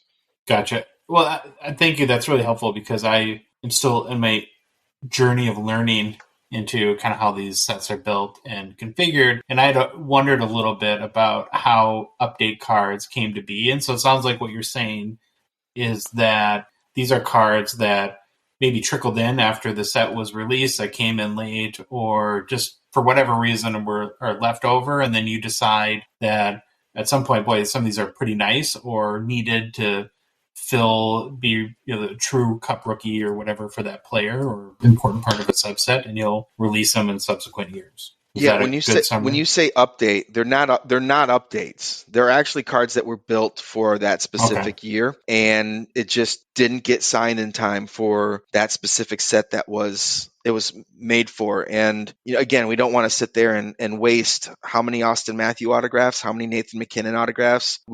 People want those cards for that specific set, so we put it out there for them. Anything else that stands out to you about the 2020, the Cup, and that you think collectors should know, or kind of highlights that people can look forward to when they're ripping their tins? Is it a proper way to call it a tin or a box? How do you guys? They're tins. Yep. We call them tins. I just want to say, to everyone, thank you for your patience for as long as you waited. Trust me, it was difficult on our end too. We're probably just as impatient because we want you guys to get these cards as soon as possible. But there is a process, and we have a great team that saw out a lot of this process and did a lot of stuff behind the scenes just to even make it happen when it did happen. I think our design team did extremely well. We've got some of the best designers in the business. I will say that till the cows come home. That's the Midwest in me. There's cows in the Midwest. And then our talent acquisition team did an amazing job just getting these autographs in such a difficult situation. Our pre-pressed team just getting these forms through the system and making sure we went through as mistake-free as possible. And our coordinators putting together a great checklist. This is one of those checklists that it's tough, but man, they can't wait to use some of these autographs that we only save for the Cup. I think our coordinators did a great job building a checklist of players that people are going to want to collect. We're building this so far in advance. Sometimes it's hard to predict if you're picking the right guy for specific inserts. So they have the knowledge to select the right guys down the road. I'm going to ask you a 2021 question, but I think it's vague enough where maybe you'll answer it. Do you foresee 2021 not having the amount of delays that 2020 had? I can't answer that. Not because it's a Cup question. I mean, partially because it's a Cup question. Partially because I'm not in the department that deals with the vendors. Sure. And when cards are printed, I'm not in the department that deals with getting stuff signed. I just basically get a report that says how many autographs we have for that set already and what percentage we're at. And when we get to a certain percentage, let's try to get this out as quick as possible. So I can't answer really any questions about the Cup. It's kind of like a joke amongst collectors. They know not to ask. You should know, but I love the fact that you still ask. Yeah, I'm never not going to ask. I feel exactly. Doing your job. I have to, and part of it's just fun to hear you not answer it too. See, watch me biting my tongue. Yeah. Because I already know some stuff that's in next year's that I'm excited for you guys to see, but unfortunately we cannot discuss. And you're not ready to talk about the 2022 Connor Bedard, the Cup edition? Nope. All right. Well, is he playing in the NHL yet? No, not yet. Okay. I'll talk about SP Signature Legends if you want to. Signature Edition Legends if you want to talk about that, because the checklist is out, and we'll get to that in a minute. I do have though, and this is probably, and I almost forgot to ask this, so I'm glad I remembered. So, like I said, I've watched a lot of breakers open the Cup, and so the Cup comes in a box, and you got a plastic wrapping, and then you open the box, and then there's the tin, and then you open the tin, and then there's another box. And then inside that box, the cards are in a foam, like very nicely protected kind of foam housing or whatever you call it. Now, I've seen about 7 different ways that people take the cards out of this foam. They push them down through it. they push them up through it, or like they tear. There's two little like thumb like holes right on the side where I've seen them tear the foam and kind of remove it that way. So collectors want to know, Billy, what's the proper way to get your cards out of the foam from the cup? So the big question is how much of the boxes do you want left when you're done? The one that I think, if you're going to put your cards in one touches immediately and you're just going to keep the tin and don't care about anything else, I would gotta rip the little seal on the top box. You pull out the tin, take the tin off. You pull out the little box, and I think the easiest way to open it is you literally rip the side of the small box. And then you can just pull out the foam and then just kind of push it through the foam, because now it's not like the foam isn't smushing against the edges of the box, because you've already released all the tension from the edges of the box of the foam. So that's what I've seen from people who rip it, and I think that's probably the easiest way. You're a push through guy. You heard it here, folks. You rip the little box. And then you just have the foam in hand and you use those two thumbs and just kind of push it down. I don't need to slow play or slow reveal any cards. I'm not a breaker, so I just want to get the stack of cards and flip through them as quick as possible. I think the term they use is sweat. Oh, okay, sweat. Yeah, you gotta sweat the card. So, okay, anything else on the cup before we move on? Let's speak now or forever hold our peace, because we're not going to be able to talk about it for the next year. It's going to be so. You can keep having me on and talking about last year's cup. I'll be more than happy to. Yeah, I've got 75 sticker auto questions for you, so look forward to that. Great. Anything else?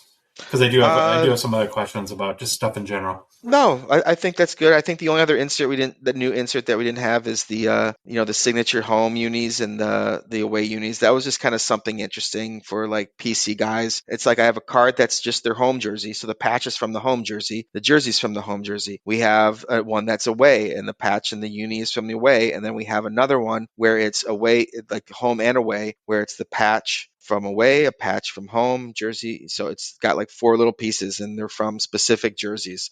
I thought that was kind of cool. I don't know how well it's been received, but it's just kind of like get your player collector. I've got the home jersey, the away jersey, and the combo. What percentage of patches are game used in the cup? Do you have any idea? The rookie cards are photo shoot. It's no surprise. I think there's only been 2 rookies that have ever had game used patch. The only rookie game used material is in limited logos. If you get a limited logos of a rookie, that is a game use patch. That is not RPS. Other than that, it's wait. What's RPS? Rookie photo shoot. Oh, see, now I got to add this to my dictionary of operative terms. Rookie photo shoot RPS. Okay, I got it. I only need to hear it once. So the limited logos for the rookies are game used. Otherwise, they are RPS, as we like to call it. Yes. Okay. Is it getting harder to get game used material as time, or has it always been because a rookie doesn't have, somebody that's played in the league for 10 years has a lot more game used jerseys out there than maybe a rookie, and some probably want to have it in their own basement and stuff like that. So it seems like that'd be a challenging process. I mean, I can't go into specifics, but we do get jerseys from the league, and then we do go out and purchase stuff. You'll find with retired guys, it's a little tougher. That's why sometimes you'll see stick as opposed to jersey. Sticks for some reason are a little more accessible. You'll see stick for some of the older guys, but we get a specific amount, then we go out and buy more, and we seem to be fine with it. And we're also very aware of what we have. Like, we have a whole computer system that has login of how much we have of every jersey and how much we have of every, like, patch, how much patch is left. Like, all that stuff is calculated and stored in a program. So our coordinators are able to figure out how much stuff we have if we need stuff. And then one thing I will mention, we're trying to maybe step away and find technology rarity in cards that don't necessarily need memorabilia or autographs, because there's just only so, like you said, there's only so much available. So we want that to last as long as possible. One of the things like people have noticed is the diminished amount of jersey cards in something like Series 1 and Series 2. And part of that is to kind of save up some of that memorabilia down the road. And honestly, those cards don't really value out, unfortunately, as much as you would hope, and as much time it takes to cut all that stuff and laminate the cards and put them all together, and then you see them in a dollar bin. I'd rather make a really cool technology card that sells for $5 that falls one every box in Series 1 than to get a jersey card that sells for $1 in someone's bargain bin. I need to correct you. It's the UD one, as we Upper Deck folk like to talk about. But I totally agree with you. Like, I think of like population count or freestyles as, I don't know what the cost equivalency is of a jersey card, but freestyles is a probably good example of using more of that sort of textured printing technology where people have really liked those cards. And yeah. I agree. A few on Instagram today. It's scarcity and technology are our friends. Mm-hmm. That's for sure. You guys have been pumping stuff out pretty fast and furiously lately. It's do you feel like you're getting caught up? It's still going to take some time, but I feel like we're moving in the right direction. I talk to people. We're really busy right now because we have 2 or 3. Usually, I'm dealing with a year to a year and a half's worth of products, because the one comes out, and then after a year, it takes about a year to build a set and for it to come out under normal circumstances. And because of playing catch up, got products that are 2 or 3 years old. Those products are piling on top of the products that we have. I'm not saying, oh, poor me. Don't get me wrong. I'm just saying, am I busy? Yes, I'm busy. Everyone's busy right now, and we're doing our best to get everything out. And as you mentioned, I think we've got like 3 or 4 products just coming out in the next 2 weeks. That's so crazy. It's nice. It's nice to see stuff come up. We try to make sure that it doesn't happen from the standpoint of, we don't want one product swallowing up another product, if that makes sense. You don't want the cup and UD1 to come out at the same time. So we try to spread stuff out, but it's to the point where we got to get stuff out. And we weren't spreading stuff out. We want this stuff to come out as quick as possible. We also still want to make sure that the cards are where we want them to be. So I know the checklist for O-Pee-Chee paper is out. Is that your product or is that Tony's? That is Tony's. When you guys have him on to talk about it, make sure you guys put a nice picture of him on your advertisement, because that's what you do with all the Upper Deck employees that you like. Yep. And for those that you don't know, I just like harassing Josh because he's got another guy on there, and he got a photograph, and I haven't yet. So I don't know if people want to see my face anyway. But hey, Billy, just like you try new stuff in different sets, we had Daniel on to do our EPAC 101, Daniel Machado, and we evolved. We tried new technologies too. It's not just Upper Deck that innovates. I'm going to be impressed I'm going to be impressed how this is going to be edited to in the future. Just be ready for a montage of about 63 Billy faces when we promote this episode. So you're going to get exactly what you asked for. We aim to please here. So, and actually O-Pee-Chee is one of my favorite sets. So definitely going to talk to Tony about that. Yeah, I'll tell you one thing about O-Pee-Chee is I made O-Pee-Chee in my early years at Upper Deck. I absolutely loved making the sets. I loved coming up with ideas for the Easter eggs, and then begrudgingly they gave it to Tony, and he completely whipped my butt when it comes to making O-Pee-Chee. I think he's made a really cool product the last number of years. I love all of his Easter eggs and his little secret stuffs. He's done an amazing job with O-Pee-Chee over the last number of years, and people might think it's a simple product just because it feels like a simple product, but there's a lot of work that goes into that set, and I think he does a great job. So make sure when you put the picture of me on there, just make sure there's a picture of Tony too, being like, Billy talks about Tony. No, just kidding. It's gonna be your face and said did not make O-Pee-Chee. It's gonna be that's what it's gonna yes.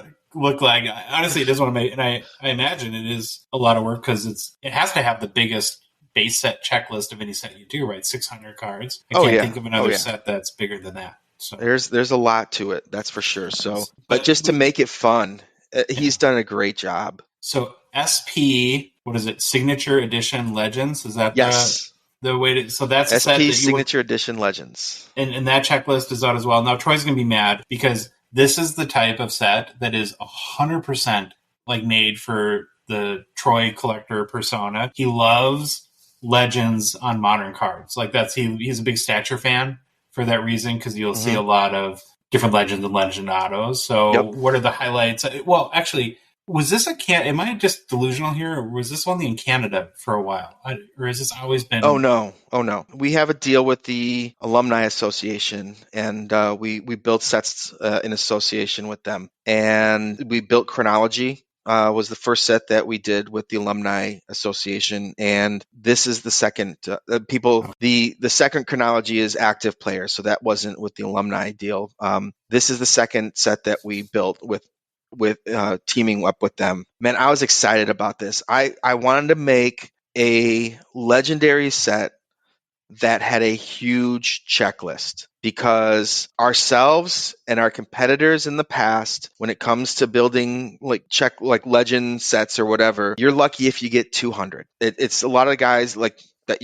There's like you're missing a lot of the fan favorites. You're even missing some of the top legends and stuff when you build those sets, because it's got to be guys that you have under contract. This set allowed us to make a lot of cards that haven't been for players that have not been made in a very long time. You've been to the expo, you see the names that they bring into those events, and it's almost like I wanted to build cards for people that go to the expo to get signed. Like just new cards, nice looking, clean cards. The set is beautiful. The design is clean. It gives you that like kind of SP authentic kind of feel. And so that was a major goal of mine when I thought of what I wanted out of this set. I wanted a big checklist. I wanted clean cards for people to get signed for all these players that haven't had cards in forever. I think we did a great job of it, and this was a kind of an opportunity to make some kind of cool cards too. I keep mentioning this, but I think it's kind of a big deal, and I'm interested to see what the market's going to be. This will have Wayne Gretzky's first Coyotes autograph card as a coach. Does not have an autograph card out there. I think we did a promo a long time ago with him with the Coyotes, but this will be his first coaching autograph card. And Patrick Waugh has a coaching autograph card in the set too. Just that's something kind of unique. That's in our behind the boards insert of players that have gone on to coach. There's other inserts like the Decagons that kind of deal with it's a cool die cut that deals with different players from different decades. And then you have like the legend set that you usually see in Ultimate, that we were able to do a number of players that have never been done before. Canvas legends that you see in Series 2. You'll see some in Clear Cut, but we were able to make a huge checklist of Canvas legends and then get those cards autographed. Future Watch, all-time Future Watch cards of so many great players that obviously never had Future Watch cards in SPA. So it's a lot of highly collectible inserts with a huge checklist. What people aren't going to understand is there's some PC guys out there for everybody in this checklist, and you're going to think, oh, well, okay. And it's 2 autographs a box too. So you're going to get a couple autographs, and I think you're going to be surprised on what some of these autographs go for. I can't predict the market, but like I said, a lot of these guys have never had autographs before. So you're going to be heavily surprised on some of these PC guys or team guys that want these autographs that are going to be in the set and the parallels and all that sort of thing. Yeah, Troy did a breakdown on our show that came out today. Actually, we're recording this on Monday, and we talked about that. And what I think is so cool about this set in particular is this is where I see Hockey Cards kind of helping to connect the game to fans. And through some of these cards and seeing these on secondary markets, that it gives people the opportunity maybe to learn about some of these players. Where if you're doing a modern set that's more focused on current players and you have a 10% or 5% slotted for legendary guys, you're going to probably default to your Gretzky's and your Orrs and your Gordie House and those type of guys. But there's so many legends that you can go back to like 60s, 70s, 80s, 90s that this gives you the opportunity to feature. And, I just think that I'm going to be really curious to see again how collectors respond to it. And my prediction is that they're going to go crazy over stuff like this, because to have a Daryl Sittler, right, Future Watch Auto or stuff like that, it isn't something you would expect to see in a regular kind of modern set.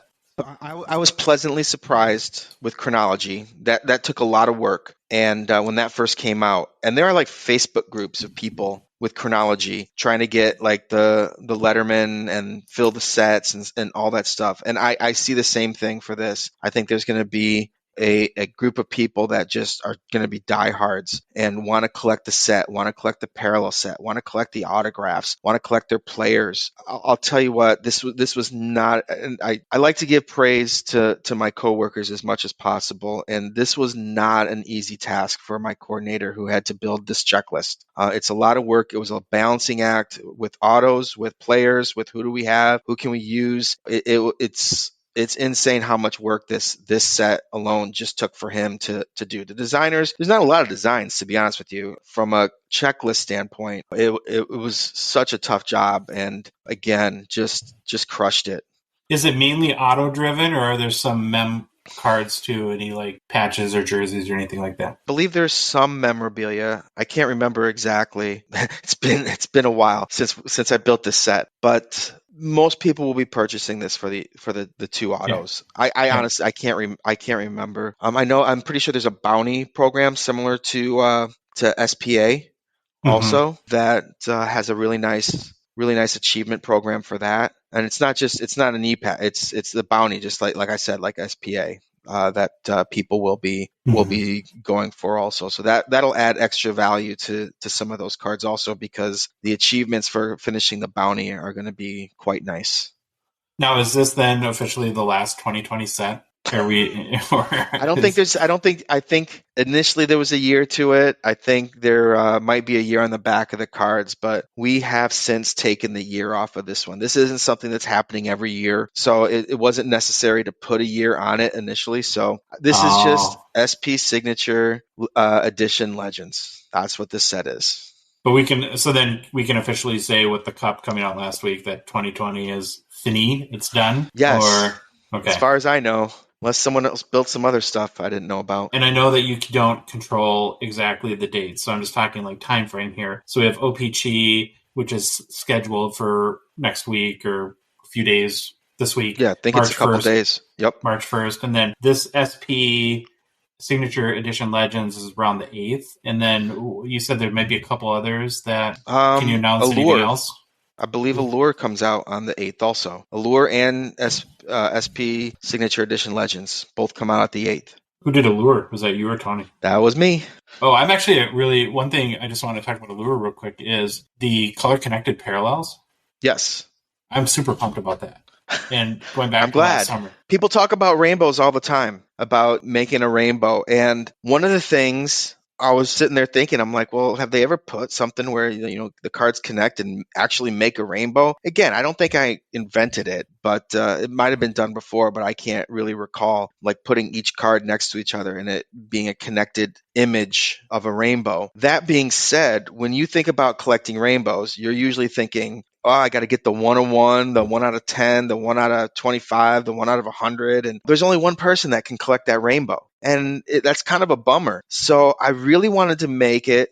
It's not easy, but I wanted to make it achievable. We do have the red orange, the orange yellow, the yellow green, the green blue, and the blue purple. But the rarest one is the blue purple, and it's numbered out of 199. So you're still able to put together, there's almost 200 people that can put together the rainbow of your specific player, which I think is a little more fun. And I think people will still try to do it, and it still will be a challenge. But I think because it's more achievable, I think more people will want to do it, as opposed to you see one person get the 1-on-1 and you go, I can't do this anymore. I collect our wrestling cards, and I have a specific wrestler that I collect, and I have the out of 5, I have the out of 25, I have the exclusives and whatever, but I'm not going to get the 1-on-1. I really don't have. It's kind of a bummer. And even if it does come available, I probably can't afford it. Sure. So I'm happy with what I got, but people enjoy the feeling of accomplishment. This gives the feeling of accomplishment for people that want to collect the rainbow of a player. So just to clarify, you did or did not invent the rainbow? Yes. I believe there's a cereal that initially invented the rainbow. Yeah, pretty good one too. All right, well, there's a lot to look forward to, and like I said, you guys are pumping them out. I do have to float a theory by you. I know you're not going to answer, but I just want to see your face. This is for my amusement because no one else can see this. And all the maneuvering I've noticed is that Series 2 is the date keeps getting pushed back, and on all the sites now it says March 29th. It's getting, to me, conspicuously close to the Spring Expo. in Toronto. And so what are the odds that Series 2 Can you comes see my out? face right now? I know you can see my face. It's got a big grin on my face. It has a big grin on my face, not because, oh my gosh, you're right. You figured out I'm a the genius, plan. Billy. The big grin on my face is I have given up on giving release dates out because I know. do it and so it comes. I've had it come out early, I've had it come out late, and I am done giving out release dates. The time I will give you out a release date is when we send out the checklist, because we send the checklist out 2 weeks before it's released. So you'll be able to figure it out when the checklist is released, because you can say, okay, 2 weeks from now the UD2 is coming out, because they just released the checklist. That is what we try to do every time, is release the checklist 2 weeks before release date. And we'll even put it in our Facebook. Here's the release date. But as of now, I can't tell you when UD2 is going to be ready. I don't know. I just do what they tell me. I think that's a great answer. But what I heard is UD2 will come out about the time of the Spring Expo. That's just what I heard. I'm not saying that's what you said. Sometimes I was told by my parents a lot that I have a listening problem. Well, you know what you're going to have to do? You're going to have to go to the Spring Expo and find out. I'm there. I'm going to be there. Don't worry about that. Okay. Well, we covered a lot. I've taken a lot of your time. Thank you for coming on and discussing the cup. It was finally fun just to talk about it, for gosh sake. But yeah, we'll look forward to having you on again soon. Of course, I'm going to scour the internet for if you want to send me a baby photo and you want like a baby face on your promo, we could do that too. So whatever you're comfortable with. But no, in all seriousness, I really do appreciate your time and kind of walking us through the experience and launching this really important set for the hobby. No problem. You guys are great. You guys ask all the right questions, even though I won't answer all of them. And we appreciate it. All right, Billy, talk to you again soon. See you guys.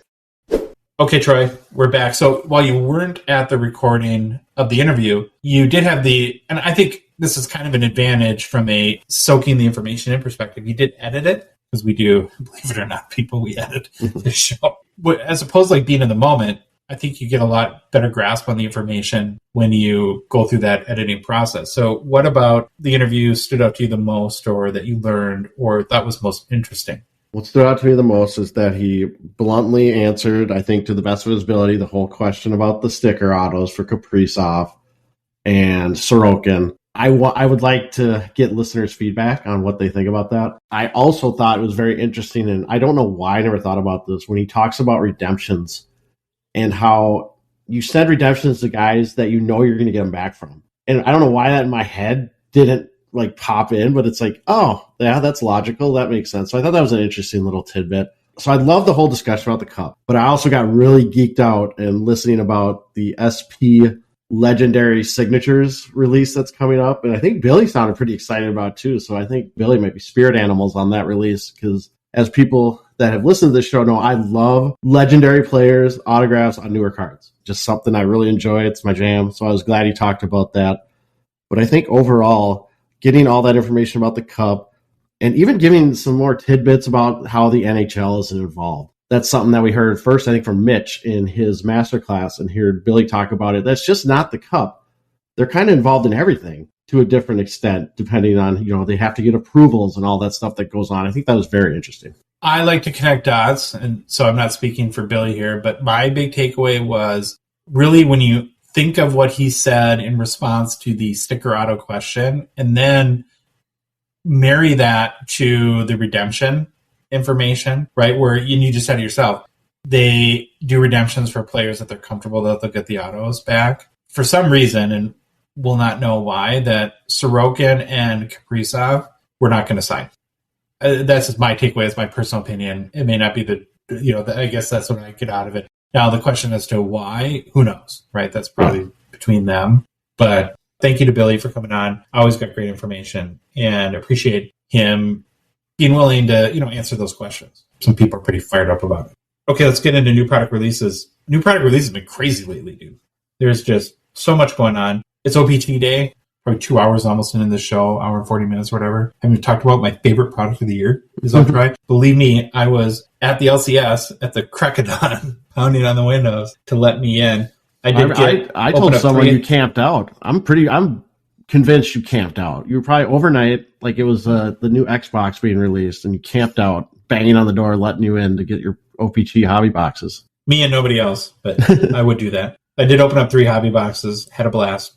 I'll say it again. You're not going to get rich opening up O-Pee-Chee hobby, but at $60 for a hobby box, you can't lose your shorts either. Here's my kind of quick review. To me, the base cards, this may be starting the negative side a little bit, but believe me, I love this product, are a little bland for me this year. They're kind of black and white a little bit, and I found myself missing a lot of the base marquee rookies because the marquee rookie banner gets a little lost, in my opinion. Honestly, though, O-Pee-Chee is more about the inserts anyways than the paper kind of marquee rookies. I do like the retro designs, which were, especially the black border out of 100. And so in the 3 boxes, I think I got like 5 of them.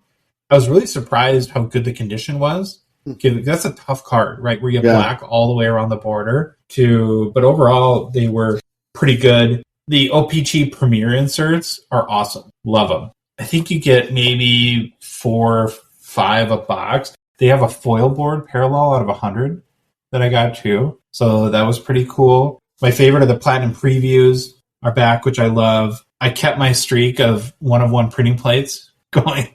Which one did you get? Oh, we gotta save it. It's gotta be for the video. It wasn't a video because actually my personal box, I forgot to record. Okay. So I can say it. It's not bad. It's a Roman Yossi. I think there you go. One of the retro designs. It's yellow, so printing plate color match, Troy. Nice. Can you see it? eBay 101. Is this invisible, like your Tim Stutzel? No, it's not. It's not invisible. All in all, again, the playing cards are always fun too. Got some good ones of those.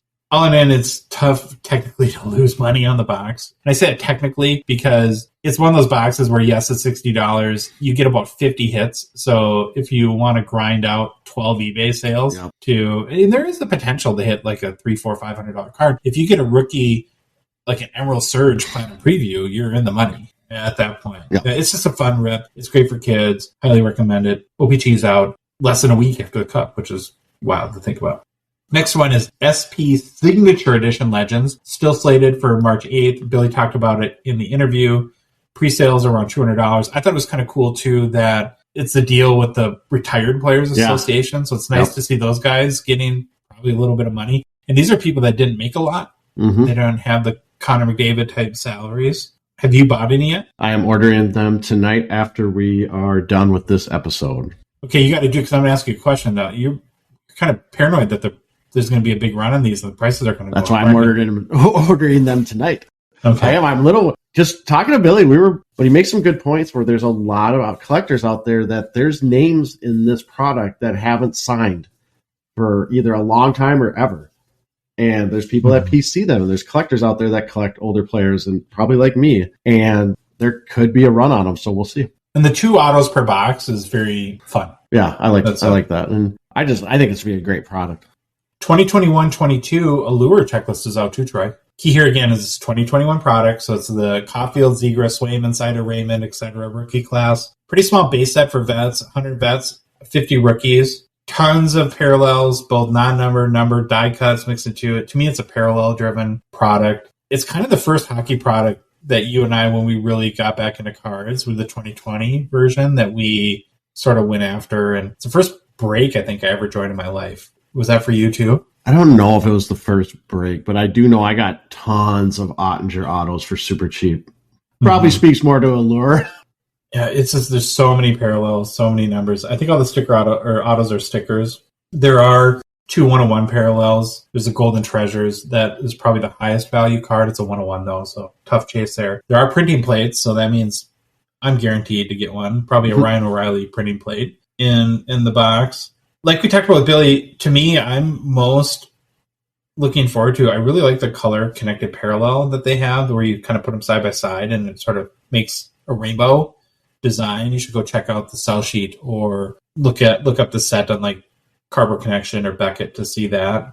There's just not a ton of resale value with this. This is one of those sets that in a lot of ways I like, but is really, really tough from a value perspective. So I looked today, Troy, the highest sale ever of any Allure card is a 2020 Kaprizov Golden Treasures 101 BGS 9 that sold for $2,640 on April 2022. That's what you get. Hobby boxes are selling in the $140 US range. So compare that. That's $10 less than Skybox, where you could hit a $20,000 card. Yeah, at least you're guaranteed an auto, right, in Allure? I think so, yeah. $140 US. Each box contains 1 auto, 1 rainbow, orange, yellow, green, or double rainbow parallel card, 2 rainbow, red, orange parallel cards, 3 base set cards, black rainbow parallel, 8 base set rookie cards, 1 number 99 and above, base set or insert parallel card, 5 Allure quartz, including rookies, bread baskets, inserts, control room, hustle, hit and never quit, too legit to quit, or iced out cards, and 3 base set red, rainbow, orange slice, or die cut parallel cards. So it's like I said, it's parallel galore, but it is coming out, I believe, March 8th. Okay, listener mailbag time. We're going to start, Troy, with Instagram, CharlesSmith99. He said, please ask Upper Deck when they will post public library of their patch auto cards to eliminate the big fake patch problem. We didn't even mention this in our recap, but this was another one of really interesting things Billy said, that he did photo all the big ones. This is where I was not Barbara Walters, and I should have asked some follow-up questions, so kind of beat myself up for that. But I don't know what they plan to do with that. They plan to put them on a website, or you just have to I'm sure Billy doesn't want a million people reaching out to him. But I am comforted to know that for at least the big RPAs, that there is a photo record of those. I would just love if there was a public photo record that we knew of every year. The big cards, obviously in a utopia, it'd be every card besides probably the base cards, but that I don't think is going to happen anytime soon. But it would be cool if there was a public database, kind of like how Jeremy Lee had the Hobby Insider database for the cup cards from those previous years that you can still go find. Next question from Instagram, McCleb Hockey Cards. When a player of impact like Patrick Kane changes teams, does the first card for that player's new team have hobby value? So he's talking about next year if there's a Rangers Patrick Kane card. I would say it'll have a little bit of hobby value locally, like at LCSs around Rangers territory, New York City, surrounding area, or card shows in the Northeast, where basically the area the market the player goes to. But from like a national or international perspective, I really don't think so. Yeah, it's usually, I would say, more for the newer market he's in, plus people that PC him and want a card of him with every team he's with. Like the player run kind of people. Here's the second question. Does a player's overall value increase more if the player gets traded to a new team or if he signs as a free agent in the summers? I've actually never thought of this before, so it's interesting. Good question to think through. I think it doesn't matter as long as it's known that the player is going to stay, like sign a contract extension with the team he's staying with. If it's a rental sort of scenario, then I think that would make people not really excited to collect and chase that player in the new team. To me, the two factors that matter the most for hobby hype are the player himself and does he still have anything left in the tank? Yeah, agree. Right. It's not just a shell of himself, and then what market they go to. Yeah. Next question from Dynasty Central Sports on Instagram. Can you ask Billy Celio, did anybody at Upper Deck hear about the 2021-22 Fat Pack security tag trick? And is that why extended in 2022-23 Series 1 don't follow the same way? I did message Billy about this, Dynasty, and he said he's never heard anything about it. Now I'm curious to know what the trick is, though.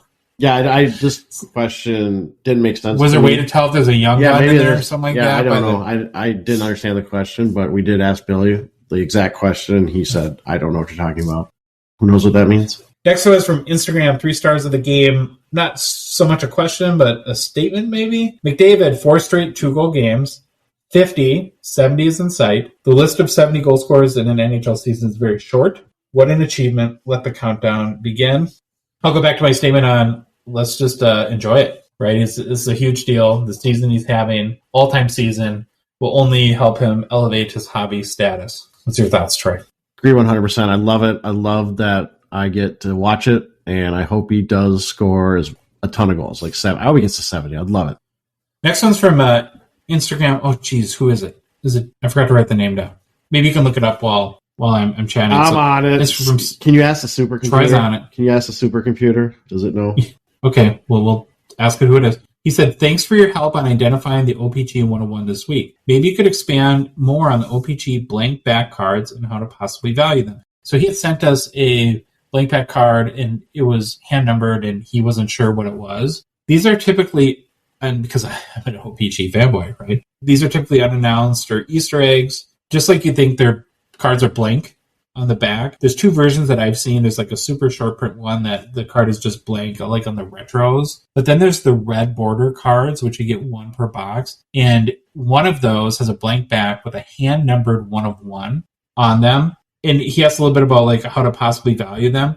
What I do is I just go to like Card Ladder or 130 Point and search for whatever year you're looking for, like 2021 O-Pee-Chee blank back. And they are, in the case of the red border 101s, you have to find a comparative player. So if I had a Leon Draisaitl and a Mitch Marner had sold, I would maybe use that as a comp. You got the name. Did a supercomputer do its job, Troy? Supercomputer was chugging along. It is Instagram user, just hockey cards. That's what I thought it was, but I'm glad we verified that. You a fan of the blank backs and O-Pee-Chee? Yes, I love them. I remember I got one that was numbered, and I thought it was the coolest thing. I don't know why. I just really liked them. One of my favorite things about O-Pee-Chee, too, that I didn't mention is kind of Easter egg galore. Mm-hmm. Love it.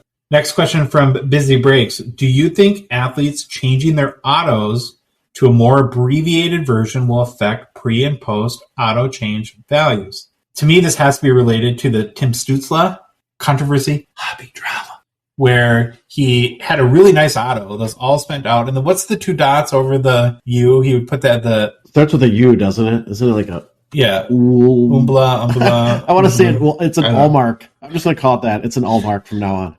Allmark. And he basically changed it to a TS. It's a bummer.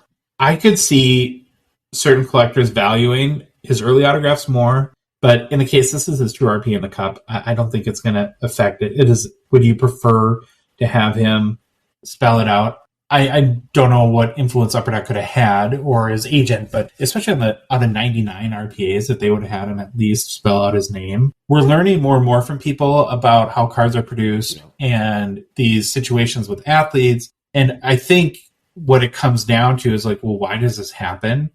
Is athletes get paid per signature. When you get into the league, right, you're just an eager beaver and you want to do everything good. And then at some point, I think you realize that basically there's 2 ways I can look at this. I can look at it as how much I get paid per signature, or I can look at it like how much can I make in an hour. And if I sign out Tim Stützle and do the Oublies, Umbres, Ubutus, or whatever we call them above the U, I can maybe sign 100 cards an hour. If I do TS, I can sign 400 cards an hour, and I make buttloads more money. Yes, I got 2 things on that. The 2 dots, it's called an umlaut. Someone will correct me. Yeah. And then I just said, I get it. I totally get why these guys change their autographs. It's a value proposition to them, or a money-making proposition. That full signature autograph versus TS16, guess how many more TS16s I could probably get done in that time frame? Oh, you can crank those out. Yeah, for sure. And I don't know the fix. I just personally think it's an athlete's right to do whatever they want. And the market will adjust if it needs to. Last question is from YouTube, Coulter Menke. He says, thanks, guys. I love your show. Well, thank you, Coulter. Appreciate that. I'm new to hockey card collecting, and you've answered a lot of my questions. That makes me feel good. That's when you think of like why we do the show. I love hearing. Now, did you write like this? So, is this your question? No. Is Coulter Menke some like stage name for you? No, it's a real question. It's a real question. It's from yours, Schmadigan. I'm a Blackhawks fan, and since they are deep in rebuild, it seems like a decent time to pick up a few of their young guys and hope for a breakout. Aside from Connor Bedard, because they do get if they do get the chance to draft Bedard, he will automatically be the star. Who do you see as a possible breakout player to collect over the next few months in the offseason? It seems like Philip Kurashev or Lucas Reichel would be good candidates. Do you think it's best to hold off until after the draft? So I'm going to go back to our Gong Show rules here on hockeycardsgongshow.com. And in general, right, what we said is when we're looking to invest in players, we want guys that have a goal-scoring pedigree, have been at or near or trending to that 0.5 goals per game mark, right? Because why 0.5? Well, in an 82 NHL game season, that equates to a 40 goal scorer, right? So we want guys that we think have the ability to get there, that are younger, 23 maybe or younger. And so I used your example, Coulter, on Kurashev and Reichel. Reichel's 20, so it kind of checks that box.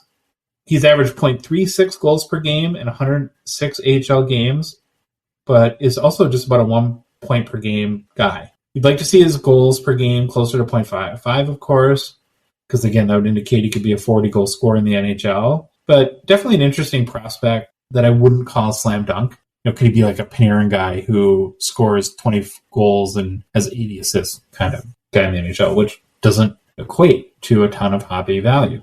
Kirashev is a touch older, hasn't consistently produced at a level that you'd want to see a guy with high hobby value in either the NHL so far or in the AHL. So I'm not super high on him. Plus he's 23 years old, so he's kind of at the end, later stages of that spectrum. And just from a height perspective, Reichel is probably the name that comes up the most. But again, you can't fall into that trap though too. You got to do your research, go to a site like Quant Hockey, look at his history and see is there anything that's quantitative that can indicate that this guy can be a high-level producer at the NHL level. Anything to add to that, Troy? Sounds good to me. I'm glad you did some research because I do not know the Blackhawks roster besides the big guys like the Max Domi, Seth Jones, obviously Kane, who's moved on. Jonathan, I always like to call him Jonathan Toes, but I know it's Taves.